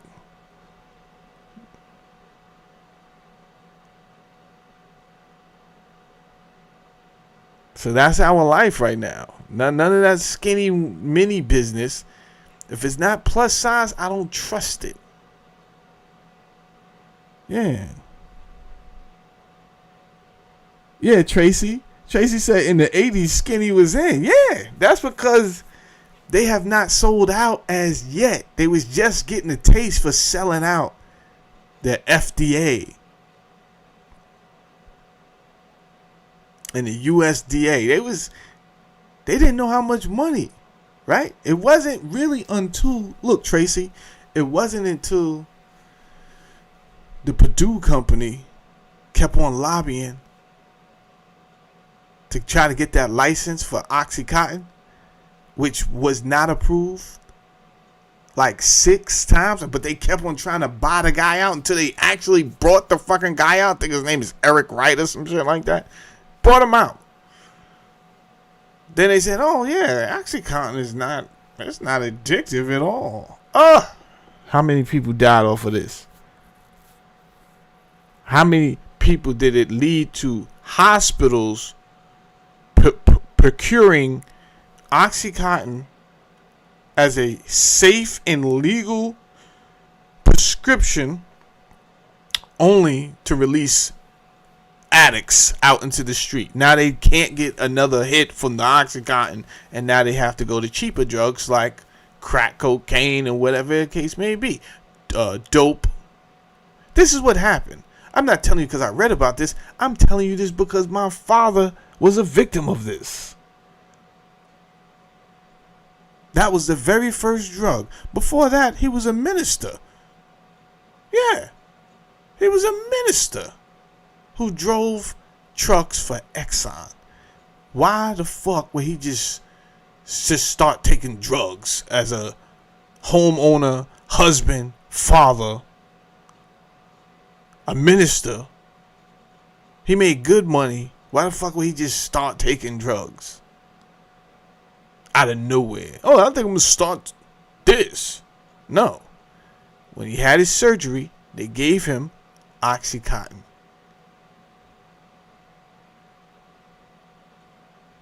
And it was all downhill from there. That is preventable. None of that shit had to happen. If America would have did its goddamn job.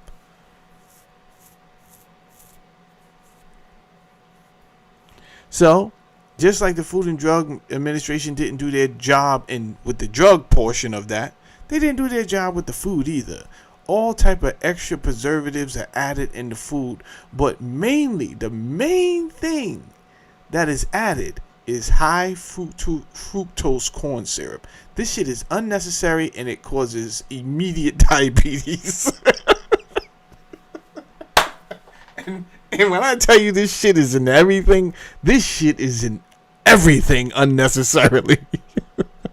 You go buy ketchup, that shit is in there. You go buy mustard, that shit is in there. No matter what you buy, you look on the back, I'm just going to get a can of beans. Yeah, that shit is in there too. It's unnecessarily in every fucking food.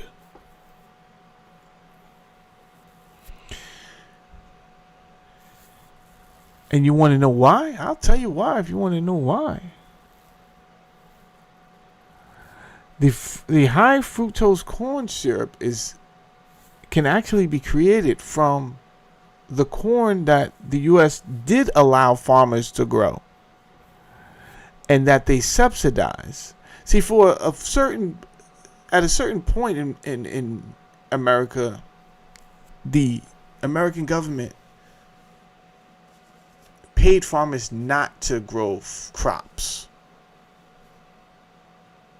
They paid them not to grow crops because they felt like the prices were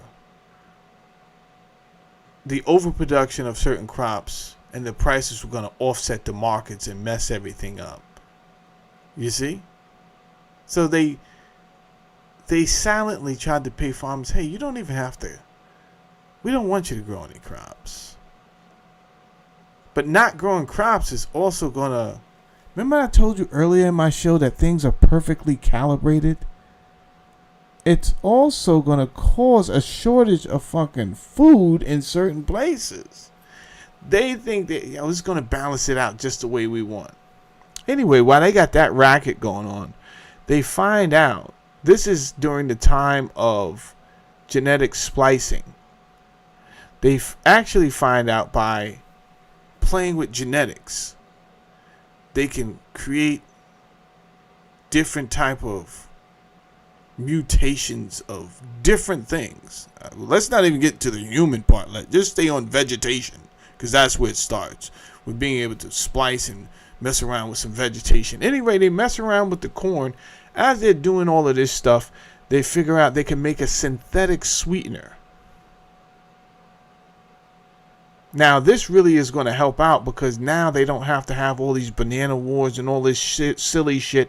At one point, our companies were telling our government, just like today, hey, we need you to use your resources down in South America to go to war with these countries because we don't like how they're handling business down there and it's affecting our business. These are company owners telling the government, we need your soldiers to go down there. And the government's fucking listening the same way the government listened to Israel when we say, hey, we need you to go and do this. So it really comes down to who's in charge and what type of pansy. These people can't be fucking trusted that we elect. I don't know if they're being scared. I don't know if it's a fear tactic or whatever. They can't be trusted, right? God forbid they was in some fraternity while they was in college and then whoever's asking them was in the same fraternity. Hey, you owe me, man. We're brothers for life. You got to do this.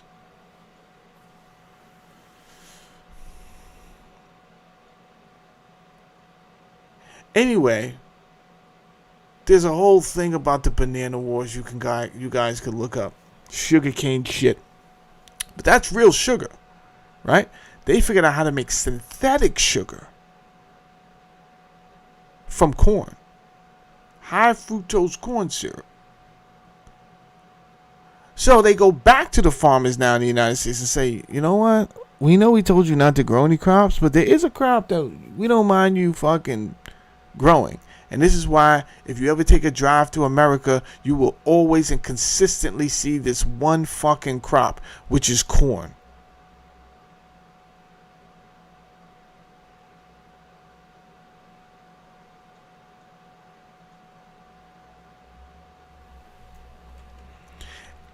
And they use this corn, right? So they already told the farmers not to sell it. I mean, not to grow anything. But they went back and they said, nah, grow the corn. Then it's subsidized. It's used in every goddamn thing. So it's being used somewhere. Somebody's selling it because they obviously using it. So even after the evidence comes back that, hey, it is a sweetener. And hey, yeah, it gets the job done. However, it is causing spikes in the sugar levels in people, and people are dying. Like they are feeling it. What does the government and these other corporations do? They turn the downside into an upside business. Okay. And everyone calm down. Let's not panic. There's a bright side to this, right? Let's just give them medication for the illness. So in present day now, you have everybody running around on fucking Ozempic. Yeah, right? Because either your doctor is too much of an idiot or an automaton to tell you, hey, bro, I'm going to keep it real with you. It's the fucking food you're eating, man. If you lay off that shit for like 30 days, wallahi, you'll start to feel better. Avoid anything with corn syrup in it. They're not going to do that. You know why they're not going to do that? Because I'm going to give you an offer you can't refuse.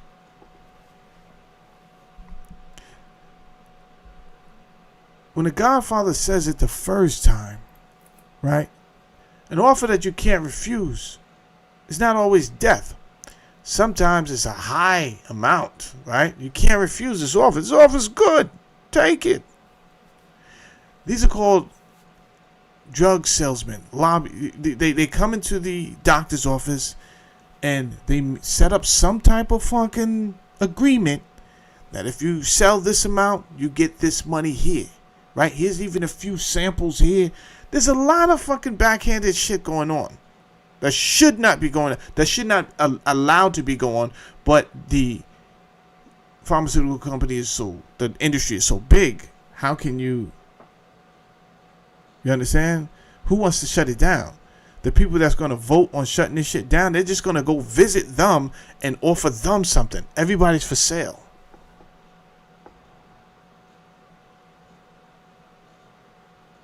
So stopping the source of the chronic illness is asinine. Like, why would we do that? That's ridiculous what you're talking about.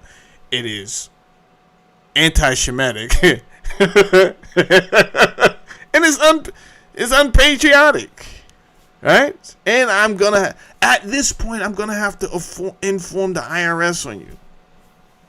That's how wacky the fucking earth is right now. These are the type of conversations that are going on. Like, you're trying to talk reasonable sense, and the next guy's like, bro, you're scaring me. I didn't even know you were anti-Semite. Like, what?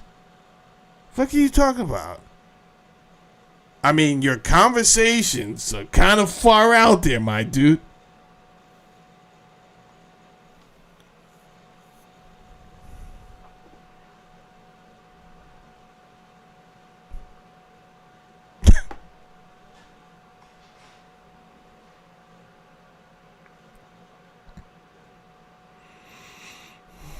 hit the like button. Do subscribe to the channel. My name is Jamel Saladin. This is Society. That's the name of the show, Society. Past, present, and future.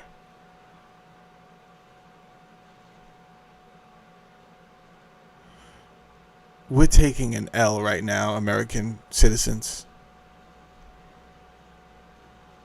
I'm not talking about the migrants or the illegal migrants that were brought in under the Biden administration. I'm not. You may be good people, right? You may be good people, but I'm just not talking to you right now. I need you to have had your papers. I don't even want to hear your backstory. I don't want to hear your backstory. Why you're over here? There was gangs in my land. Yo. Can I just have a moment with the citizens? This is a closed fucking conversation with just the citizens of the United States, please.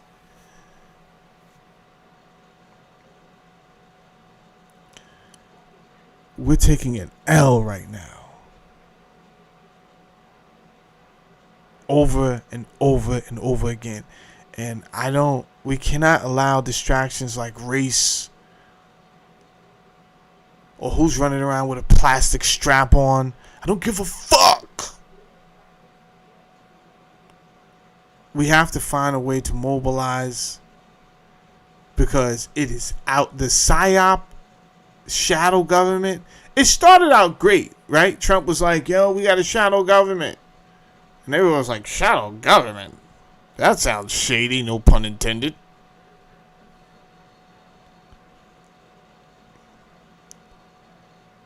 And then they started to expose themselves. I'm like, golly gee whiz. Golly gee whiz, Wally. There is a shadow government. I better go run and tell Pop.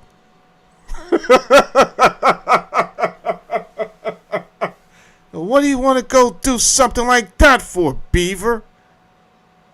Well, I'm going to tell Pop. There's a shadow government. And I'm not going to stand for it. Oh, Beef. You're going to mess everything up.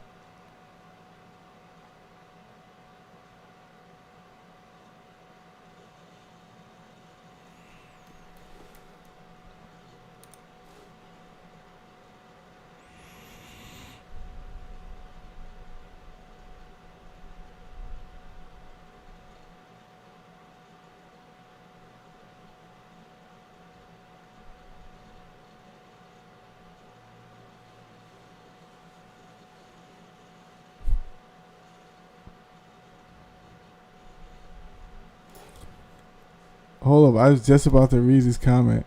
He said, we pay $60 for an ounce of steak. For 8 ounces. Don't blame Trump.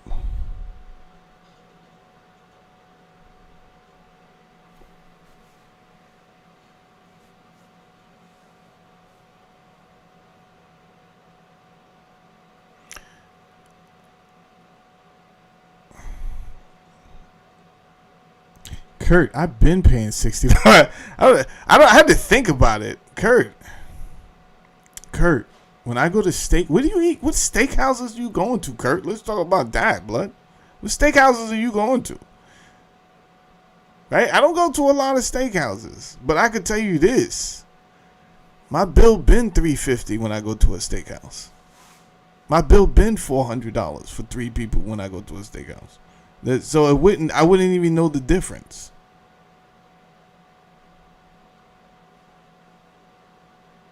Just being honest. I would not show up to Smith and Walensky's without expecting to spend $400.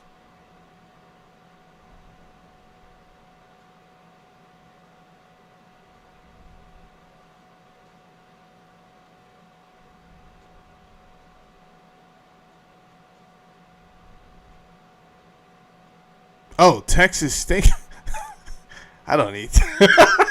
Sorry, Kurt. I don't eat at Texas Steakhouse, blood. Sorry.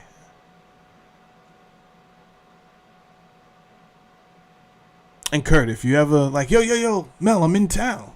It's Kurt from the show. Oh, Kurt, what's up? Yeah, I'm in town. I figure I'd take you out. And you take me to fucking Texas Steakhouse, bro?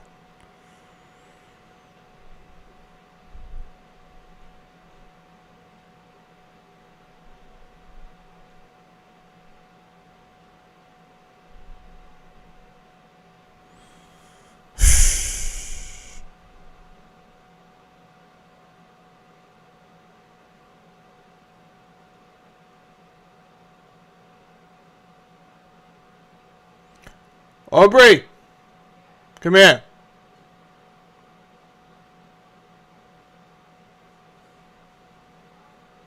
Wait there, Kurt. Wait right there, Kurt. You may think I'm bullshitting, so I gotta... Don't move, Kurt.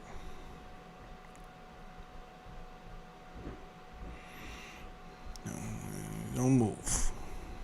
This is impromptu. When we go to the steakhouse, what do you like to get? Wagyu. You gotta say it louder. Wagyu. Come closer. Come closer to me.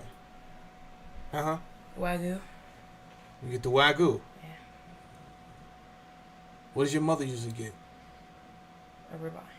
Huh? Say it. Say they got it. Ribeye. The ribeye? And if she's not getting the ribeye, what is she getting? Okay. Thank you. Yo, Kurt, that's my daughter, bro. She told you. When we go out, she's getting the Wagyu, bro. She's not looking at daddy like, yo, he gives a fuck about the price, right? And that's why I take them out when I can afford to do that. Because I know they're not looking at the fucking price. And it's not their job to look at the price. Daddy brought them out. She's going for it. Trust me, Kurt, she's going for it every time. Big ass fucking dessert cakes. It's getting crazy, Kurt. I'm letting you know from right now. Right? You go to Roof Chris and you order a carrot cake. It's not a fucking small ass carrot cake. It's a 7-layer carrot cake, I promise to God.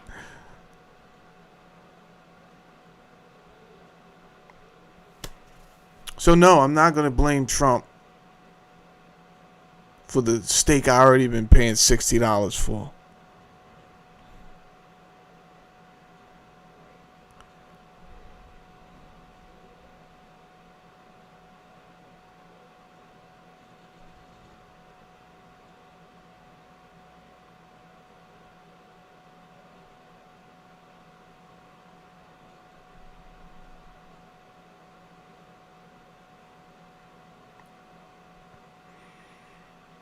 I don't think they even have Wagyu at the Texas. Do they have Wagyu at the Texas Road Steakhouse? The fuck?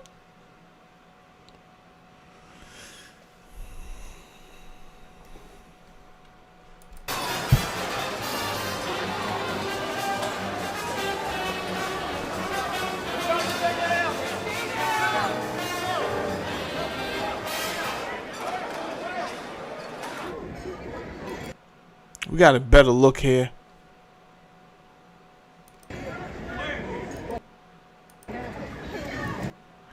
Okay, there's some jackass here taking pictures. I mean, I guess that's their job. I don't know. I don't think... It doesn't look real to me. Everyone in the comments section saying this is staged. So... I think I only seen one guy that might have believed all this shit. I don't even know.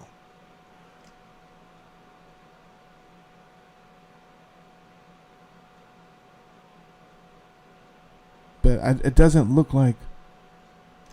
Kevin says, unhurt. That's disappointing.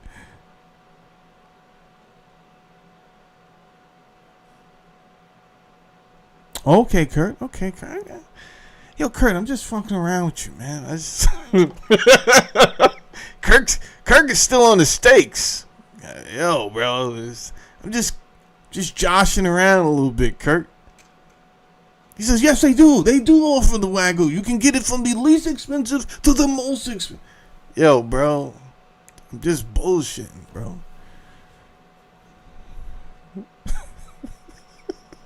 Huh? Just somebody calm Kurt down.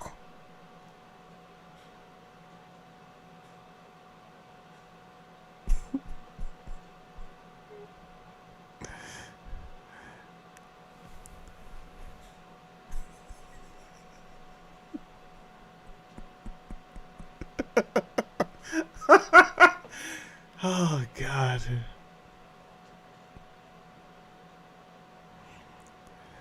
He said your face is staged, you down. You clown. Sample dancing clown. Malcolm X. Yo, that is crazy. And the name of this person is Astral Strands?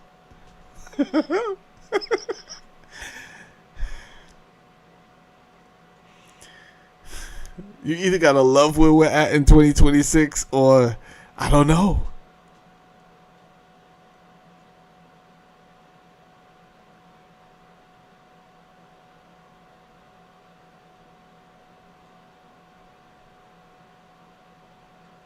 Oh, okay, Kurt. I got you.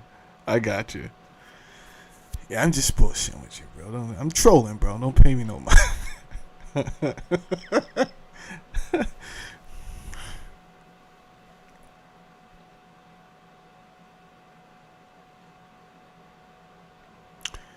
Elsewhere Village says the guy who tried to shoot him was still 2 doors down. Let's read about that. Let's get to the guy who tried to shoot him.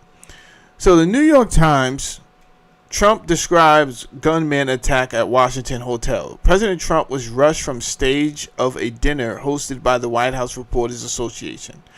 Trump said a Secret Service agent was shot but saved by his bullet vest. Come on, man. Come on, man. This the PSYOP business is crazy. It's crazy. What lone gunman would try to get away with such a ridiculous task? Who were you trying to shoot? If it wasn't the president, who you was not even close next to, right? Was this a handgun? No serious assassin is going to try to use a handgun to accomplish this type of task. None. No. Not at that distance. Not at that distance. Not at that distance. There's other ways to go to jail. President Trump was rushed from the stage after gunfire broke out in the hotel where the White House Correspondents' dinner was being held on Saturday night. At a White House news conference a couple of hours later, Mr. Trump carrying multiple weapon charger described an assailant. Mr. Trump described an assailant carrying multiple weapon charging a security point before being taken into custody. The president said that a Secret Service officer had been shot but was saved by his bulletproof vest. Mr. Trump said the motive of the attacker, whom he said was believed to be a lone wolf, was not immediately clear. Really? Shortly before midnight Pacific time, federal authorities swarmed the suspect's home in Torrance, California. Where's Tyler Robinson from? And don't tell me California. I'm tired of them using California. Where's Tyler Robinson? Where is Tyler Robinson from?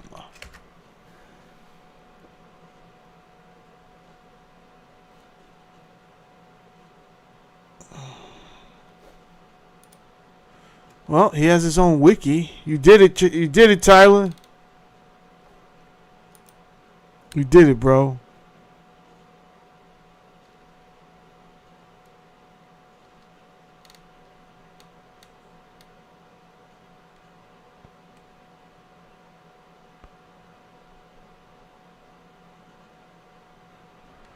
His parents convinced him to come to their residence in Washington, Utah if they recognized the light. Okay. Is he from Utah?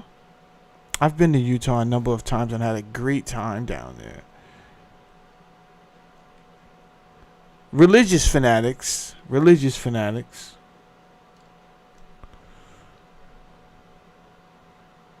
They say the White House is clout chasing. Facts.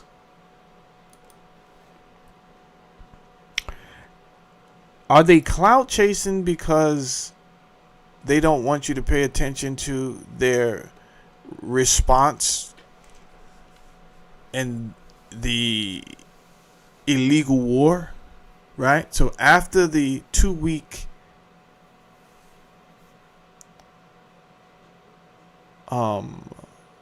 no shooting agreement, ceasefire, the 2-week ceasefire, which ended, I think, last Wednesday, their response was to start attacking Chinese tankers. Now, the thing is this. That type of news could drive markets all over the place. So, to not cause panic, maybe that's why this PSYOP was set up. To mediate the force of the effect of that type of news. Right? Let's come back to this in a second. Let's X that out. Tyler's from Utah.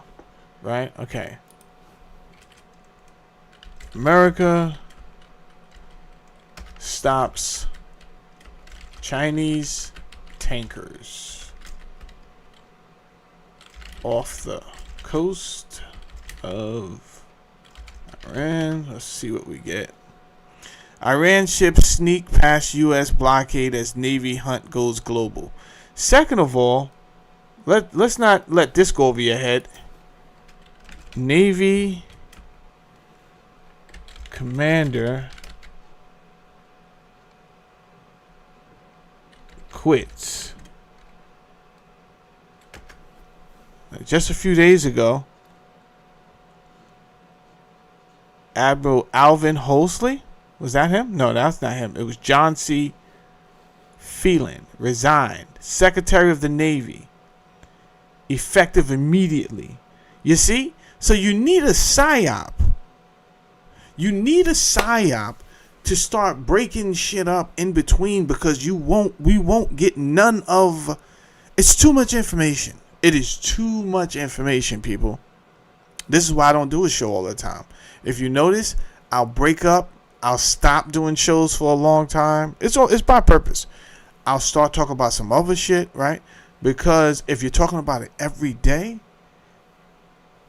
it doesn't translate in real time as it's better translated when you can let it accumulate and then just sit back and watch all the silly shit that has happened over the last 60 days.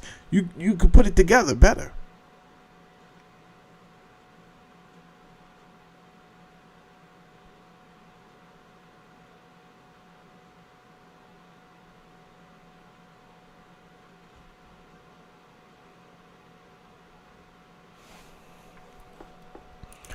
Did he even say why he resigned? Secretary of Navy John C. Phelan departed the Trump administration suddenly, leaving the Navy without its top civilian leader. Under Secretary Hung Kao became acting secretary. You can't. Are you dead ass serious right now? I can't, man. I can't. Oh, God. Who's in charge?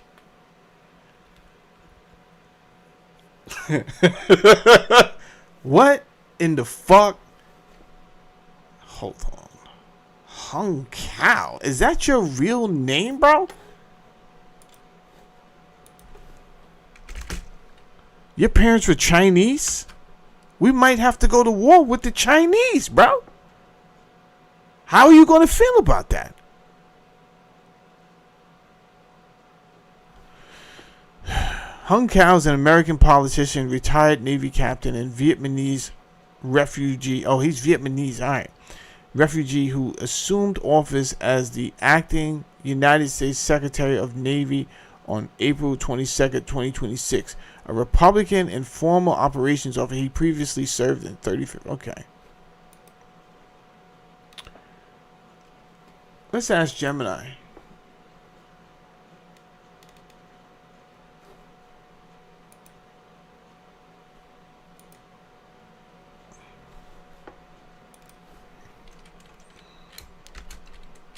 Why did former Secretary of the Navy John C. Phelan quit?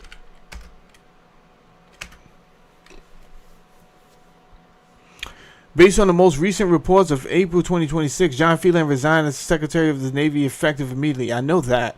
While Pentagon did not initially provide an official reason for his sudden departure, several reports and statements have since clarified the context. Well, that's why we're here, brother. That's the only thing I asked you.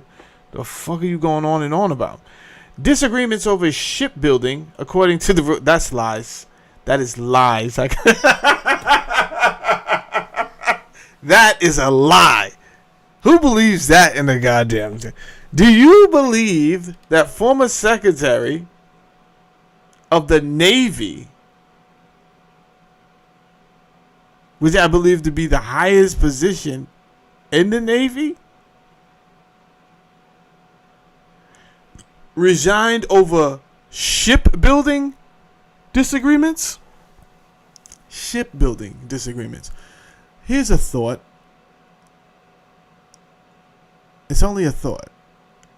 Maybe he didn't want to put innocent lives in danger for something that he truly didn't believe in and really honestly felt people would die if the politicians continued, and not politicians, if Trump continued to make these decisions.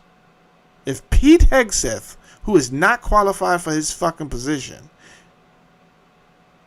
and Donald Trump continue to make these type of decisions, innocent young people who signed up to protect America would die unnecessarily. With that, could that have anything to do with? Don't tell me shipbuilding, though. Don't tell me that. You might as well told me he had a cold and he didn't want it to get any worse, so he thought it would be best if he just resigned because he didn't want to spread germs to the rest of the team.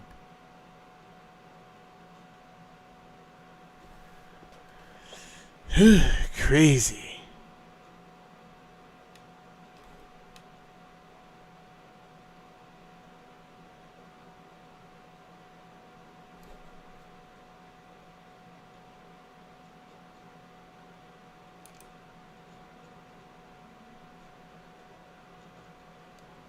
Secretary of Defense is announcing a top military commander who is in charge of the U.S. Southern Command is retiring now unexpectedly.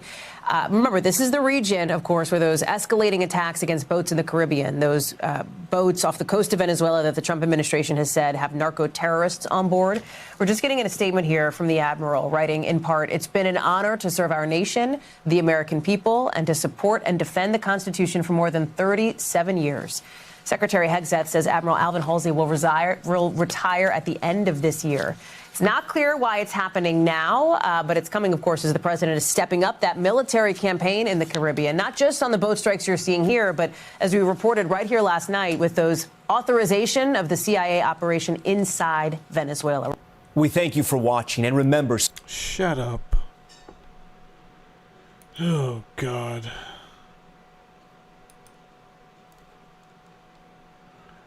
His resignation left a temporary vacancy in the Navy's top civilian leadership, leading to Undersecretary Hung Kao stepping in. This is going to be a shit show if it's not one already.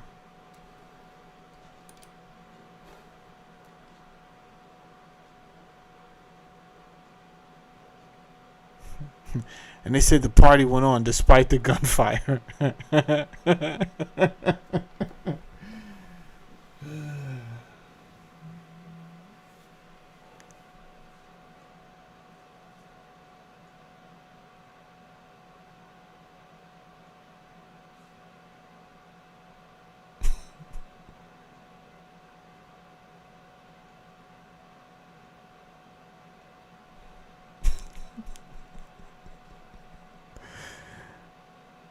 Jared says they've already died unnecessarily. This is true, Jared, but there could be more, bro.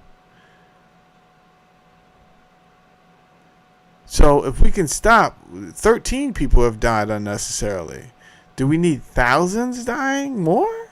More parents losing their children? More brothers and sisters looking for their loved ones to come home and they're not there?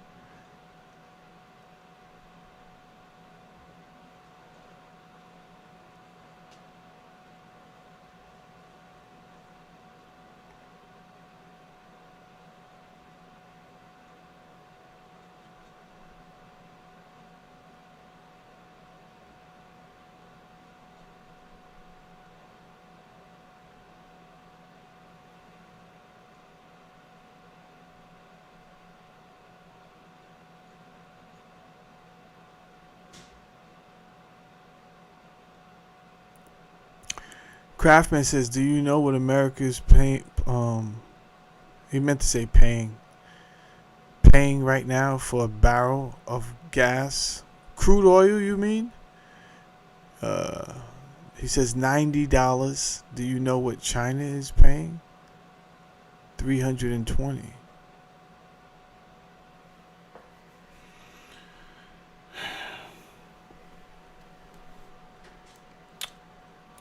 Let's ask Gemini.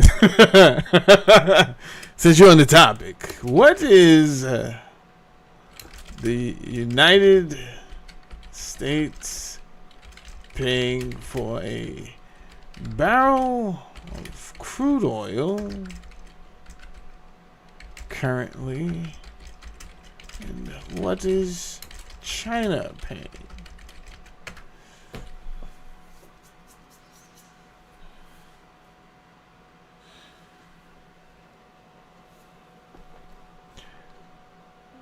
Current spot price approximately $90, just like he said. Prices have fluctuated sharply this month, ranging from 86 to 90. China is paying 103. Actual import cost. Recent data shows China's average import price is approximately $541 per metric ton. Per metric ton is not per barrel.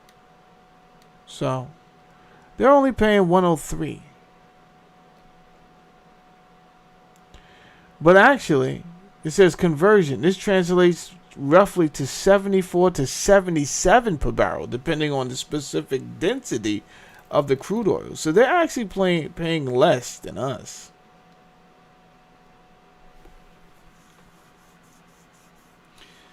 There was no need for China to be really they're not benefiting from anything from this war.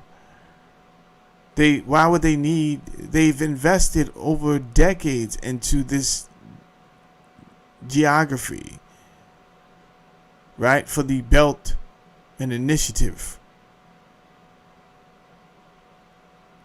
It is Israel and America that's coming in the ninth ending as shit is being finished and finalized on the Belt Road Initiative.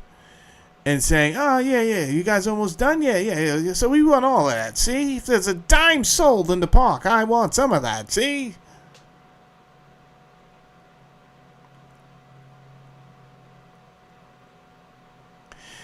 So this is about the Greater Israel and project.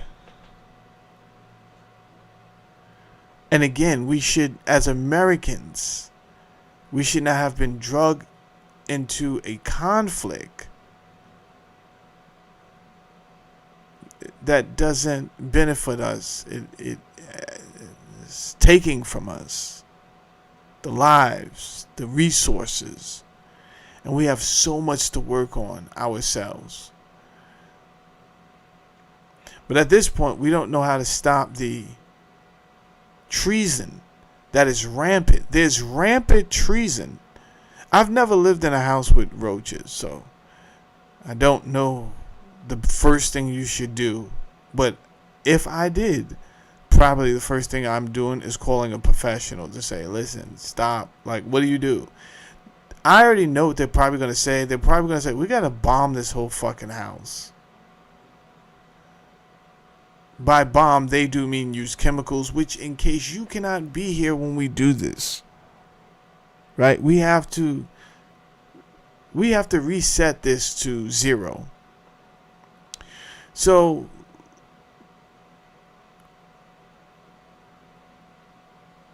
if I'm evaluating this correctly, if I'm analyzing this right, either we continue the elected politicians in the United States to continue to do treasonous behavior, continue to perform treasonous behavior like they're doing right now.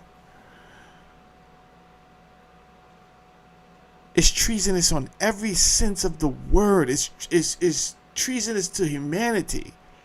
For someone to bring you the data that certain ingredients in foods are causing chronic illness, and then you vote to keep these ingredients in food, that's treasonous against humanity.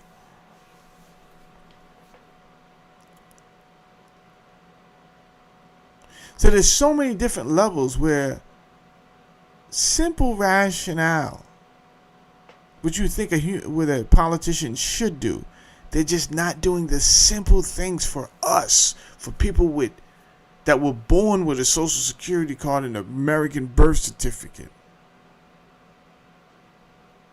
Right? We are the reason in the first place that you can continue to borrow money from central banks, because the fact that you've already tied in our social security number and our birth certificate as collateral.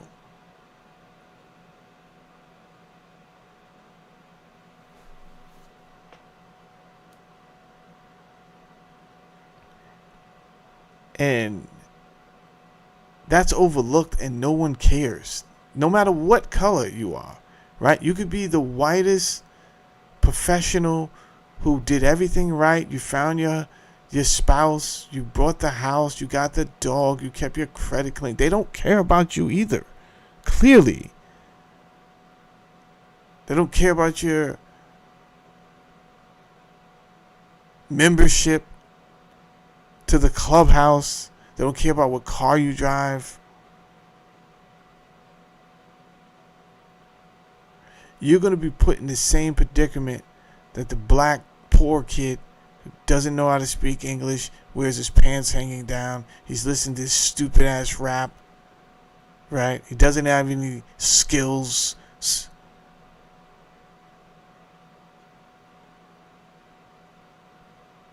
Ultimately, they're going to treat you the same when it comes to it.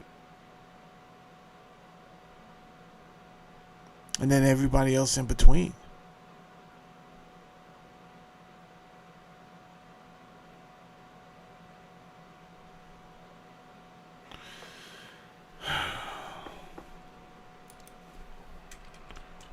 What's the name of the movement?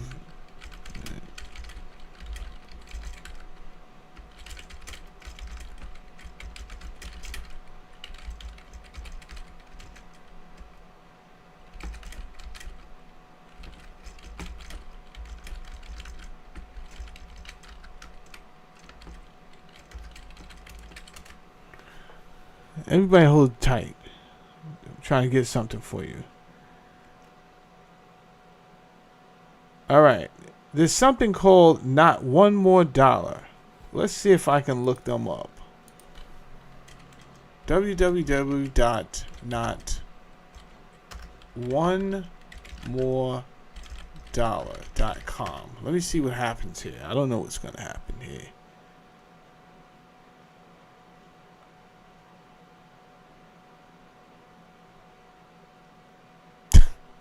Well, if it is a website,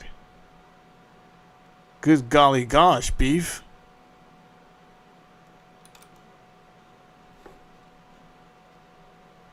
All right, let me tell you about them. Anyway, I asked about the phrase you're looking for is indeed not one more dollar, which has gained significant traction in 2026 as a primary slogan for movements advocating for immediate cessation of financial aid and investment related to Israel government and Zionist organization. While it's often used as a rallying cry with the broader boycott, divestment, sanctions framework, it has evolved into specific campaign focused on both government spending and private consumer choices. How do you guys feel about that?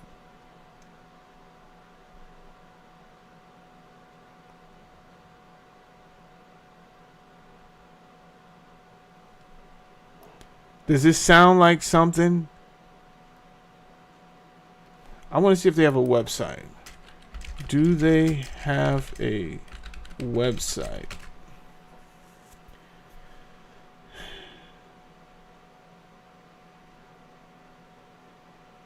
Yes, there's several different websites and platforms that use that slogan of it.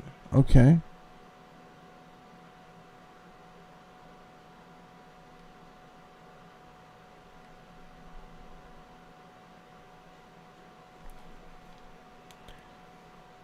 Not on our dime.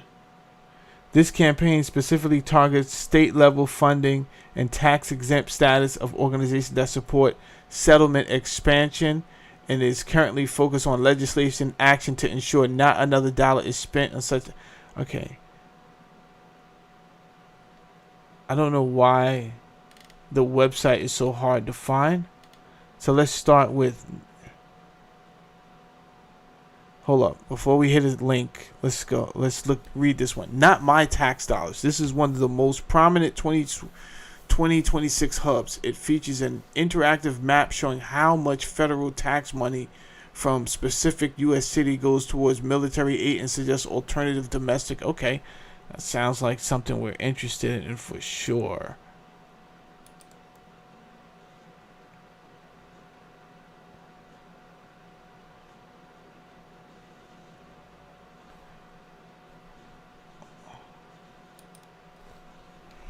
Okay. Oh. Okay. All right, so we have to start somewhere, right?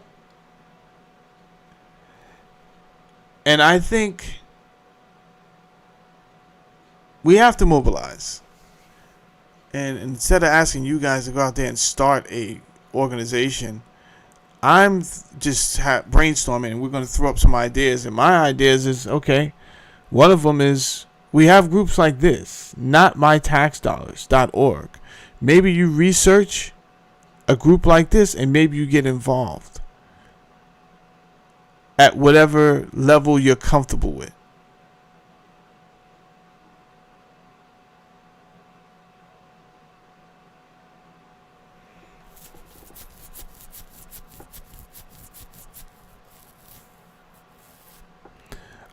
Yeah. So Uncle Andy said, I said, but what I think he really meant to say was USAID. Yes, I understood what you was. I understood exactly what you meant. USAID was definitely corrupt. And I think that's why JF Kennedy wanted to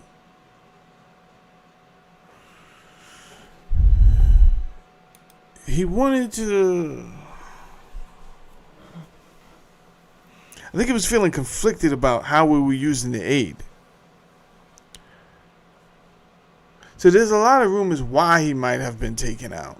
But if you want my personal opinion, there was a shadow government that had some ideas about how they can get richer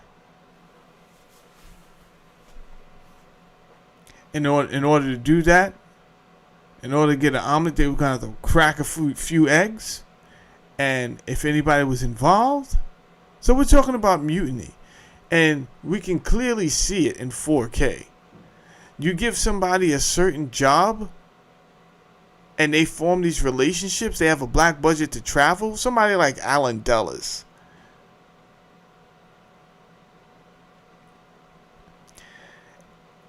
Somebody like Henry Kissinger. At some point, these people feel like the president is a dunce. He's not out here. He's not out here in these streets. I know what's going on for real, for real. I'm talking to other people, other spies in other countries. I'm way more powerful than the president. President can't call those shots.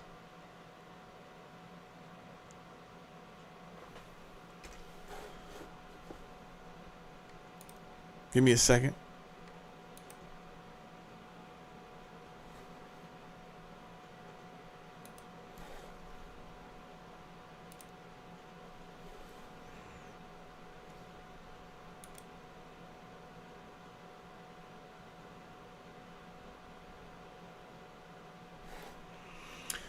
So when we have organizations like this, and this is just one that I might as well mention it because you may be feeling frustrated and you don't know where to get involved.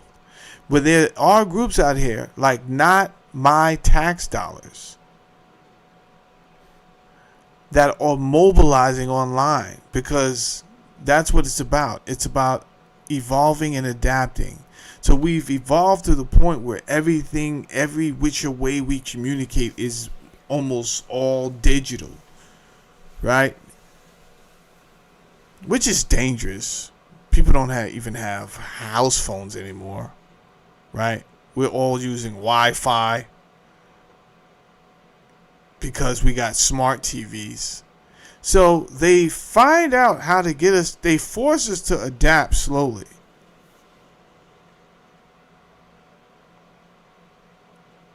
Video may have killed the radio star, but Wi-Fi killed that stupid cable company that did not learn its lesson to lower its prices. Right? They're like, how can we lower our prices? We gotta hire technicians. You better figure something out because no one's trying to pay you $300 for television shows when they can just get a $50 box from T-Mobile. And then 2-3 apps. You got everything you need. You paying $50 for the Wi-Fi, and then by the time you get a Paramount, Netflix, and maybe one more, you got everything you need. You got sports. All for $100.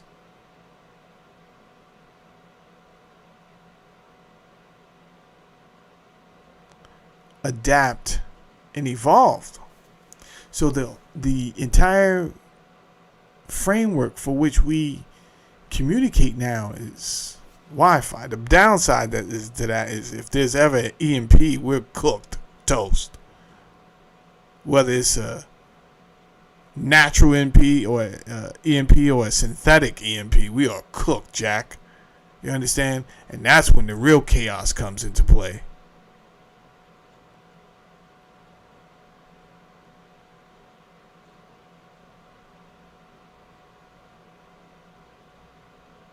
Joshua says tax dollars goes to AIPAC. Oh. Well, here's what I will say. Research. I did say that first. Research these companies first. Please research them first. Because all type of shenanigans go into. But I'm not saying tax dollars may not go to AIPAC. You understand? You have to do your research. Respectfully, that could be somebody from AIPAC saying that, right? That could be somebody from AIPAC saying, no, don't support them. They support AIPAC. AIPAC know they are scumbags. They know it. They're going to use it to their advantage, to their momentum. However, we've been tricked like this before. But I don't think they're the only company, right? Anyway, let me finish reading. In 2025 alone, the U.S. government sent Israel about $12 billion in military funding to mass murder the Palestinian people. We're all paying the price of this genocide with our federal tax dollars. The Israeli, first of all, if not my tax dollars is going to AIPAC, this seems a bit much on the what they would call the anti-Shemitic side. I don't call it that because I don't believe in the word. I believe the word is poppycock. I don't believe in that word, anti-Shemitic, because it doesn't make sense. But I'm not going to get into that right now. But this is some strong language for people that actually are, not to say that they're above doing that. They did bomb a school full of girls. So clearly these people have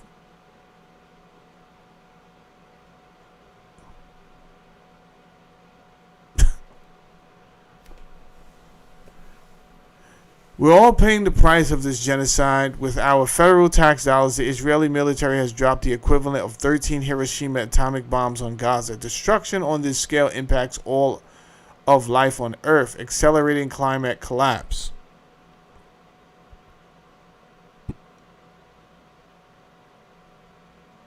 Find out how much money people in your city are forced to pay through their federal tax dollars. Households with 1 year's free rent. Hold on. In the U.S., $12 trillion to Israel? All right, these zeros would have been millions. So this is billions. So not 12 trillion, 12 billion. My fault. Right? That's thousands. That's hundreds of thousands. That's millions. That's billions. Yes. In the U.S., 12 billion to Israel weapons could instead fund one of the following. Households with 1 year's free rent. Wow. Families with 1 year's free groceries. Damn. Children's free on low-cost healthcare for 1 year. Elementary school teachers' salaries for 1 year, $127,000. Do you think any teacher would be out here bullshitting like I see them do now? Not for nothing, teachers are bullshitting, right? And I support.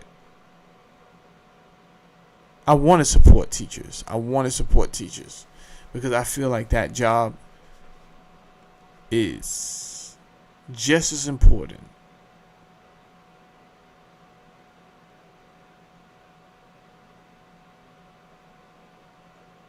as a firefighter. You may not agree, and that's okay. I didn't say just as dangerous. I said just as important. You are responsible for pouring in the education, enlightening these, framing the minds of young people. And what I'm seeing is truly horrendous. I'm watching it in 4K at my school. Me and my wife had breakfast yesterday, and we decided it is both our responsibilities to make our daughter do Khan Academy on the weekend. So we're in agreement on that. She will be starting Khan Academy on the weekends. It won't just be me pushing her. And we talked about why. We don't like the job her math teacher's doing or her science teachers. They are constantly losing work, claiming my daughter. It's gotten to the point where my daughter has to take pictures of her fucking work, put them in folders in Google Drive. It's because the teachers keep saying, oh, she never handed it in. She did hand it in because my wife helped her with the work. She handed it in. This happened last week, and one of my daughter's Caucasian friends had to stand up for my daughter in class and said, Aubrey did hand it in, and blah, blah, blah, blah, blah, blah. And then the teacher said, oh, okay. But I got mad at my daughter and said, why did your friend even have to step up for you if you would have followed the instructions I gave you to take pictures of this lady has it out either for you or she's just a fucking burnout. And as far as your math teacher, let me tell you something. As a father, every day, whether I'm here when my daughter gets home or not, we speak when she gets home. Every day. It's the same routine. What'd you do today? What'd you learn today? So when my daughter tells me she's doing coloring in fucking 8th grade in her math class, you're right, I'm pissed off. You're goddamn right, I'm pissed off because our president said we need 600,000 Chinese students to enroll in our schools. And I'm like, hey, dumbass, if you would analyze our education system here and strengthen it, then we wouldn't need fucking 600,000 Chinese students. What are you talking about? Jackass shit. What are you talking about? But for some reason, you're not paying the teachers enough to give a shit. Remember when I told you at the beginning of the show, the atmosphere is perfectly calibrated to anxiety that they want? Financial anxiety, right? You purposely. We don't have to live like this. You go to a job and they ask you, what's the last salary? What fucking business is it of yours? What was my last salary? Stupid. Test me on what you want me to do to prove that I can do the job. Call my references. Give me the job or let me go, you dickhead. Don't be asking, oh, what was the last salary that you made? So you could try to only give me 10 more thousand than I made. You fucking Gestapo. Who are you to try to step in the way of the American dream? Let me make my 6 figures. Get off my neck. Get out my business. You don't want to see me out here eating $80 steaks.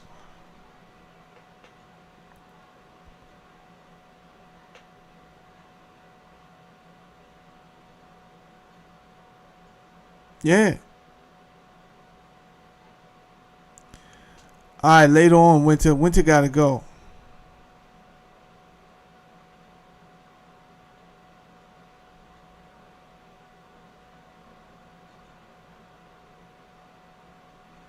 He said, is this why you weren't happy at Poland Spring? Nah, I wasn't happy at Poland Spring because I was used to running around doing what I want. And I was used to low-hanging fruit, jobs that didn't demand that much. Where, you understand? I was a substitute teacher before that. You know how many breaks a substitute teacher gets? You understand? I was doing some taxi driving. I take a taxi job. I sleep for fucking 20 minutes. I'll get back up. All right, let's go. Let's see if we can find some.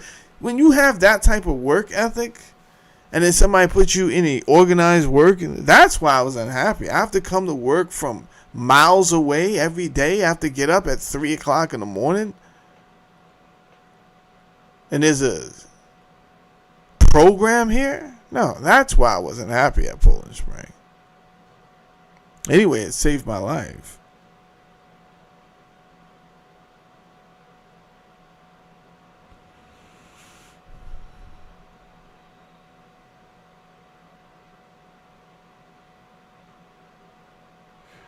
It says we can get households with solar electricity produced for a year.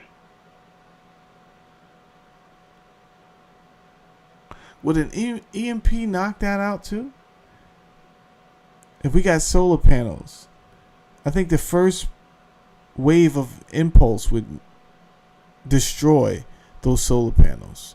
Then we would just be sitting around with all of these solar panels. And anyway, if it wasn't a natural EMP, it would be a artificial EMP, because that's how these people down here on Earth think. You got to think about the people who've been controlling. I'm not talking about conspiracy theory. I'm talking about the actual people. So you may say, okay, who are the actual people who have been controlling? Whoever lends money to a country, those are the actual people. It's not fucking rocket scientists. Right? It's not rocket science. If you own a bank that lends money to a government, and not one government, most of the governments, yeah, we could pretty much assume that you are the guys, you are the they that we're speaking about, the no names that we're speaking about, who really run the world.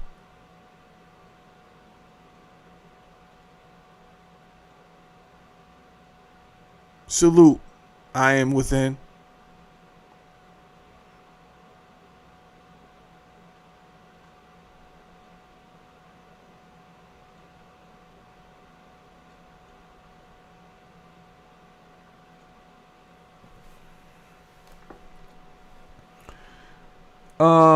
It says take action, share on social media, download and share this on social media to spread the word, contact your representatives, donate. I don't know. Some people are saying this money is going to. Is there a number I can call? It says U.S. campaign for Palestinian right actions. I don't know if this money is going to AIPAC, bro. Who said that? Contact. Let's hit the contact button.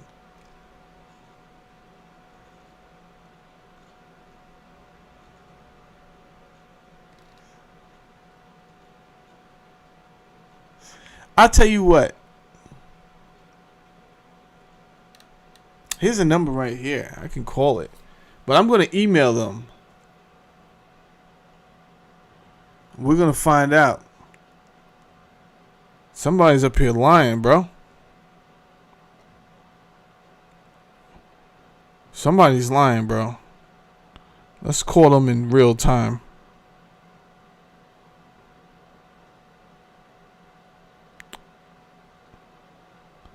I don't think I got any bars.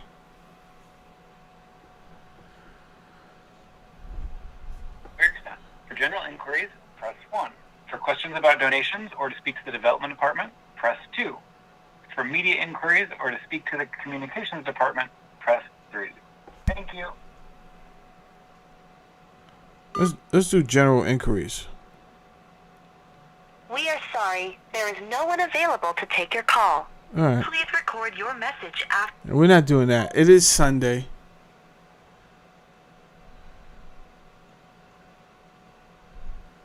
It is Sunday.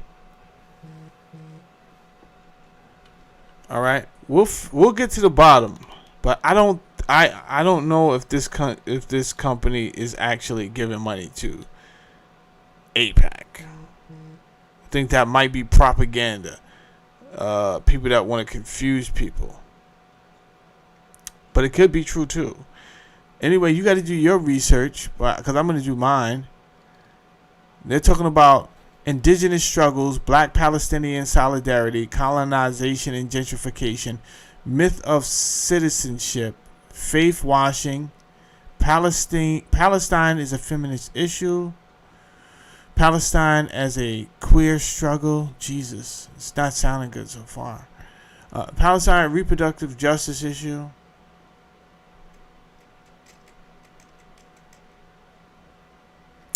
Once you start talking about people's sexual choices in Palestine, I don't care, bro.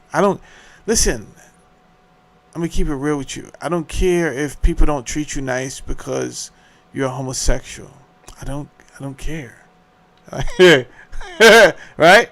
Now, understand what I'm saying. I'm not gonna treat you wrong because you're a homosexual. Why? Because I don't care. Look, you got it right on the first try. I also don't care if someone is giving you nasty looks because you're a homosexual. I'm not gonna. Don't expect me to say, "Hey, what are you giving this guy nasty looks for?" See, let him live his life. Give a fuck. This is Earth. You have to figure that shit out, huh? Figure it out the best way you can. I don't think our resources need to go to protecting you.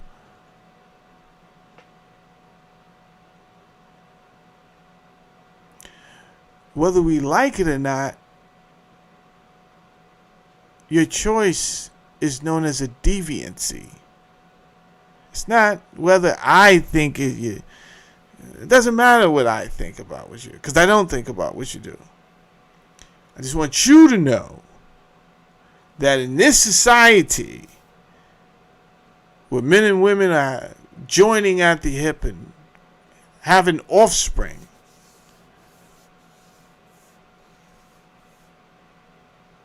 these are the same people who run the churches and the businesses, and right? There's a lot of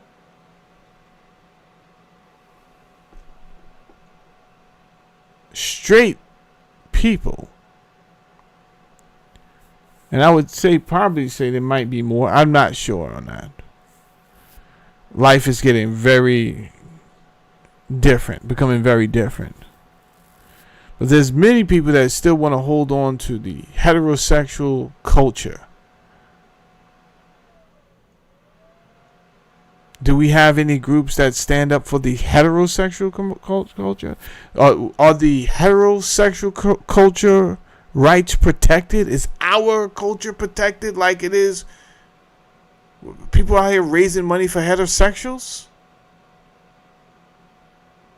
to keep the cultures that we created alive? They're not. So why the fuck would I spend my money on deviant culture? I won't.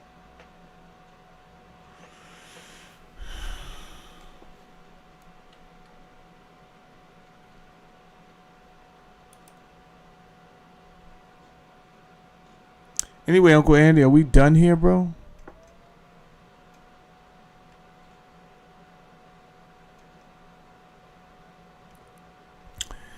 Matt puts in 666. Deanna says, you doomsday hippies crack me up. All I did was mention EMP, which is a real thing.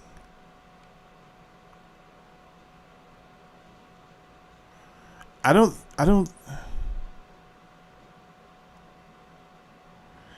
think you understand the weapons and the technology that is available. That to the DOD, or should I say the DOW?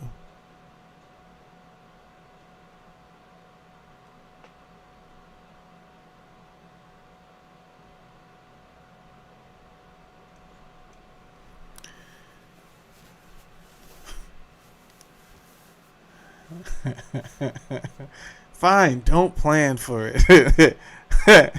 You're out here criticizing, judging people who are planning for something that could possibly happen, whether it was a natural EMP or it was an artificial EMP. It could happen.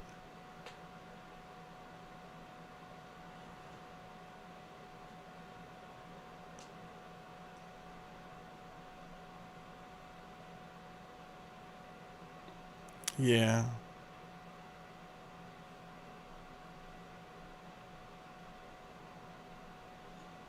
Yeah, I don't know if that rant made it sense. That's the same thing I thought, Roby, when I read it. I'm like, hippies are really they're into that type of shit, right? They're into taking acid, LSD, and waking. Whatever happens, right? They just black that shit out. Wake up with a whole ass feeling sore. They don't give it. I don't remember what happened, man, but fuck, man, I had a good time.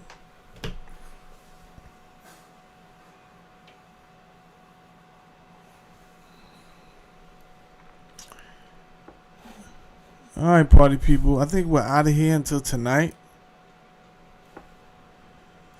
I think how this going down. I was having a good time. I didn't even know we was up here for like 3 hours, bro. So it's a wrap.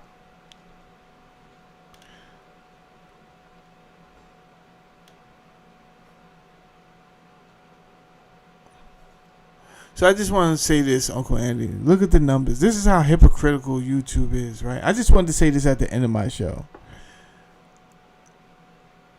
Today, I got 15,594 views on this. And I might stick around for an even 15,600. No, I won't. There it goes right there. 1,500, 1613. Right? And this is the games they want us to play, Uncle Andy. They want me to get up here every day and do this shit for them. So it's like a quid pro going on, right? Hey, if you talk about this for me, I'll give you views. So it's like a Pavlovian conditioning going on. And that's what everybody else falls into. And I'm not interested in that, because somebody has to be genuine and say, no, man, I'm just not going to do this for bullshit views. What's good is views if I sat there and I was a patsy for you the entire time you were demolishing our government, demolishing our culture.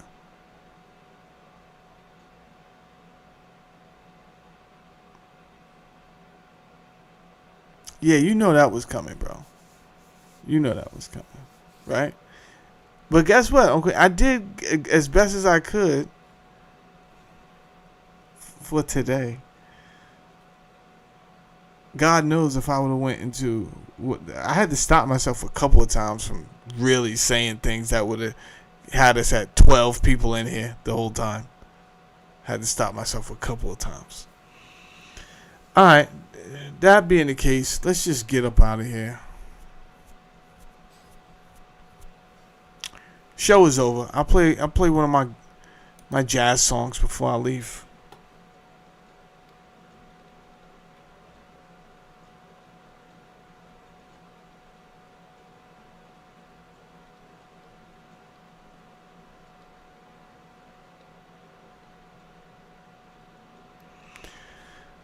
Let's see what jazz song I want to play.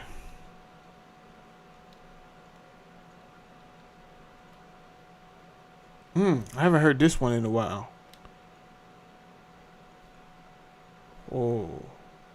Damn, I don't know which one. Hold on. Nope, I don't want to hear that one. Sorry. Sorry to get your hopes up. That wasn't it.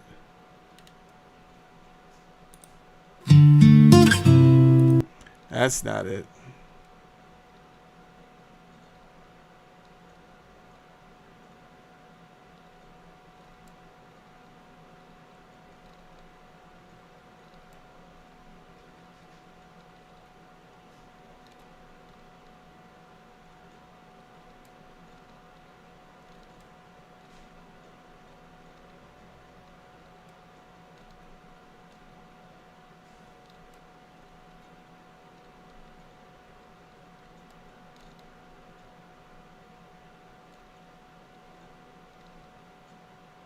I think I gotta go over these songs, man.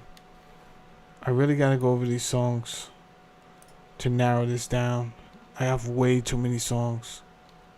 And now it's... Today I'm gonna do that. When I get off the phone with you guys...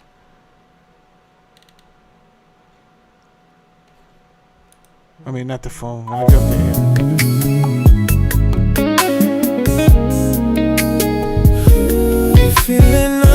air. Nope. Sorry. That's more R&B. I want jazz. You're like, I like that one. Play that one. No. It's not time.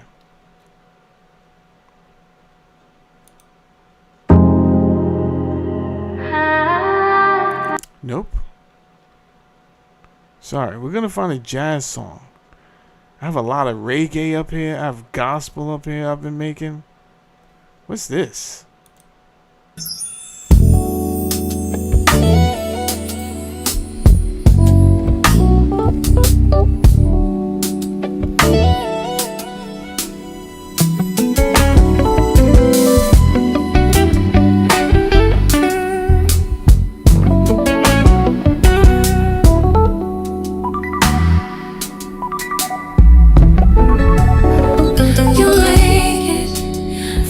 like the very. Nope.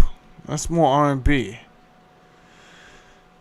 I have jazz songs.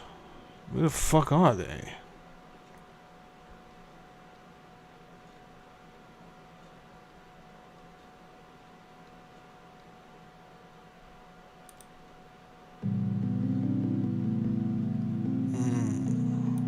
Nope. All right. I guess I'm going to... Oh, here's one that I like. I don't play this one often. Here's a jazz song that I do like. I don't play this one often. I just play it when I'm in a car by myself because I'm going to be honest with you. I don't like how the song starts off. I like how it ends and where it goes. It's just something about this song. It's called Penthouse, Champagne, and Porsches.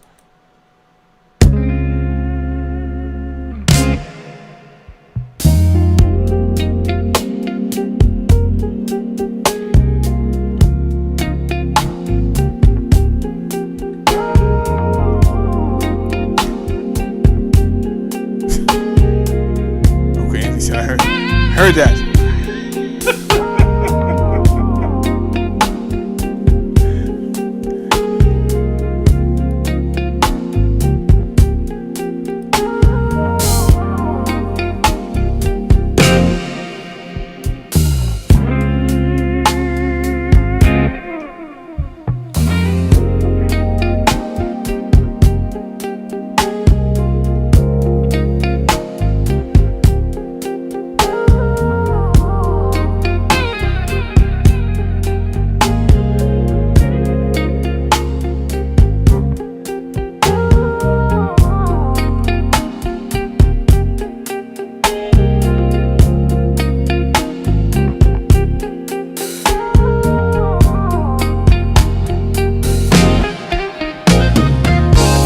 Start to like it right here.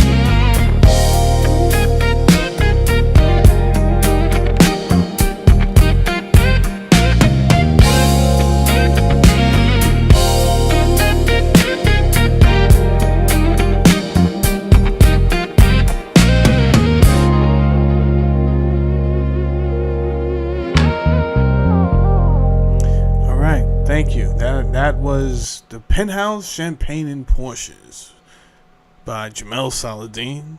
I will see you guys tonight if you come through. If you did subscribe, then we will be talking about the Whack and Hunt security firm who rebranded themselves as the Geo Group, right? And we will also be talking about Pavlovian conditioning. What do these two topics have to do with each other? They have to do a lot with each other, and you'll find out tonight when you tap in. Ray says, "Love your energy, brother. I appreciate you." I like that comment, and thank you for that. Kurt is still out here kicking up dust in the comment section. Kurt says, "The evolution of machinery is what you're witnessing. Went from plastic soldiers to PlayStation." Oh!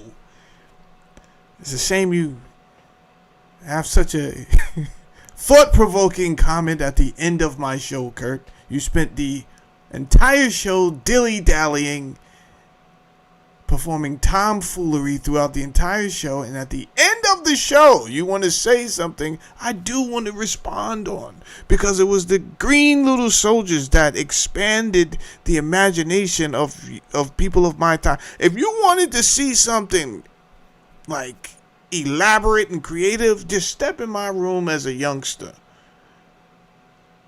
If I did not have green men everywhere strategically placed like they was really going to war. If you got past this platoon, then you got to get over the covers, over the pillows. You understand? I had all type of silly ass forts set up. It was crazy and elaborate.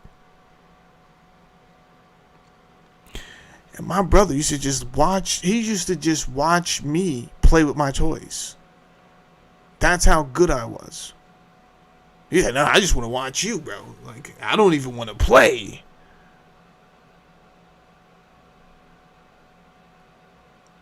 I mean, cartoons were set up at a certain time. Saturdays all day long to 3 o'clock. Then you're going to get Kung Fu for a couple hours. Then you get fucking MASH and Mission Impossible, right?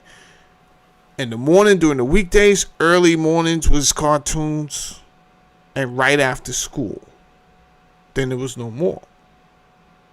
So watching your big brother play with this put on this elaborate play of toys. Why not? Why not?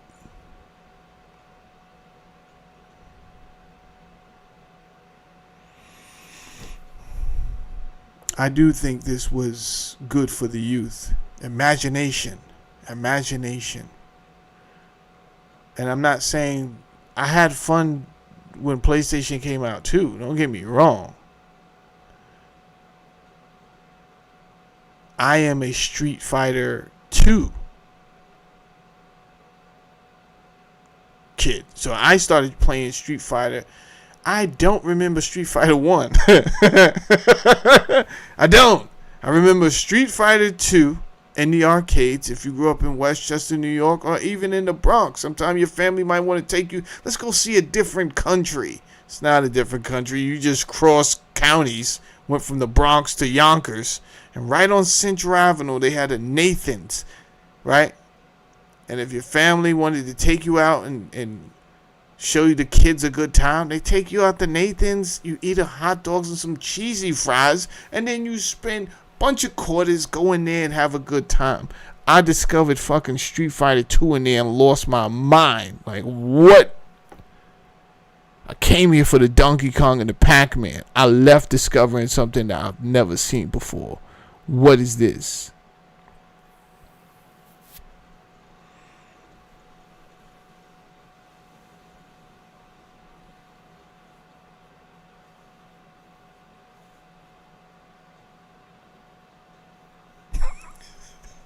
Let me get out of here. They're attacking Kurt again. I gotta get out of here. Yo, I see y'all tonight, man. Peace out.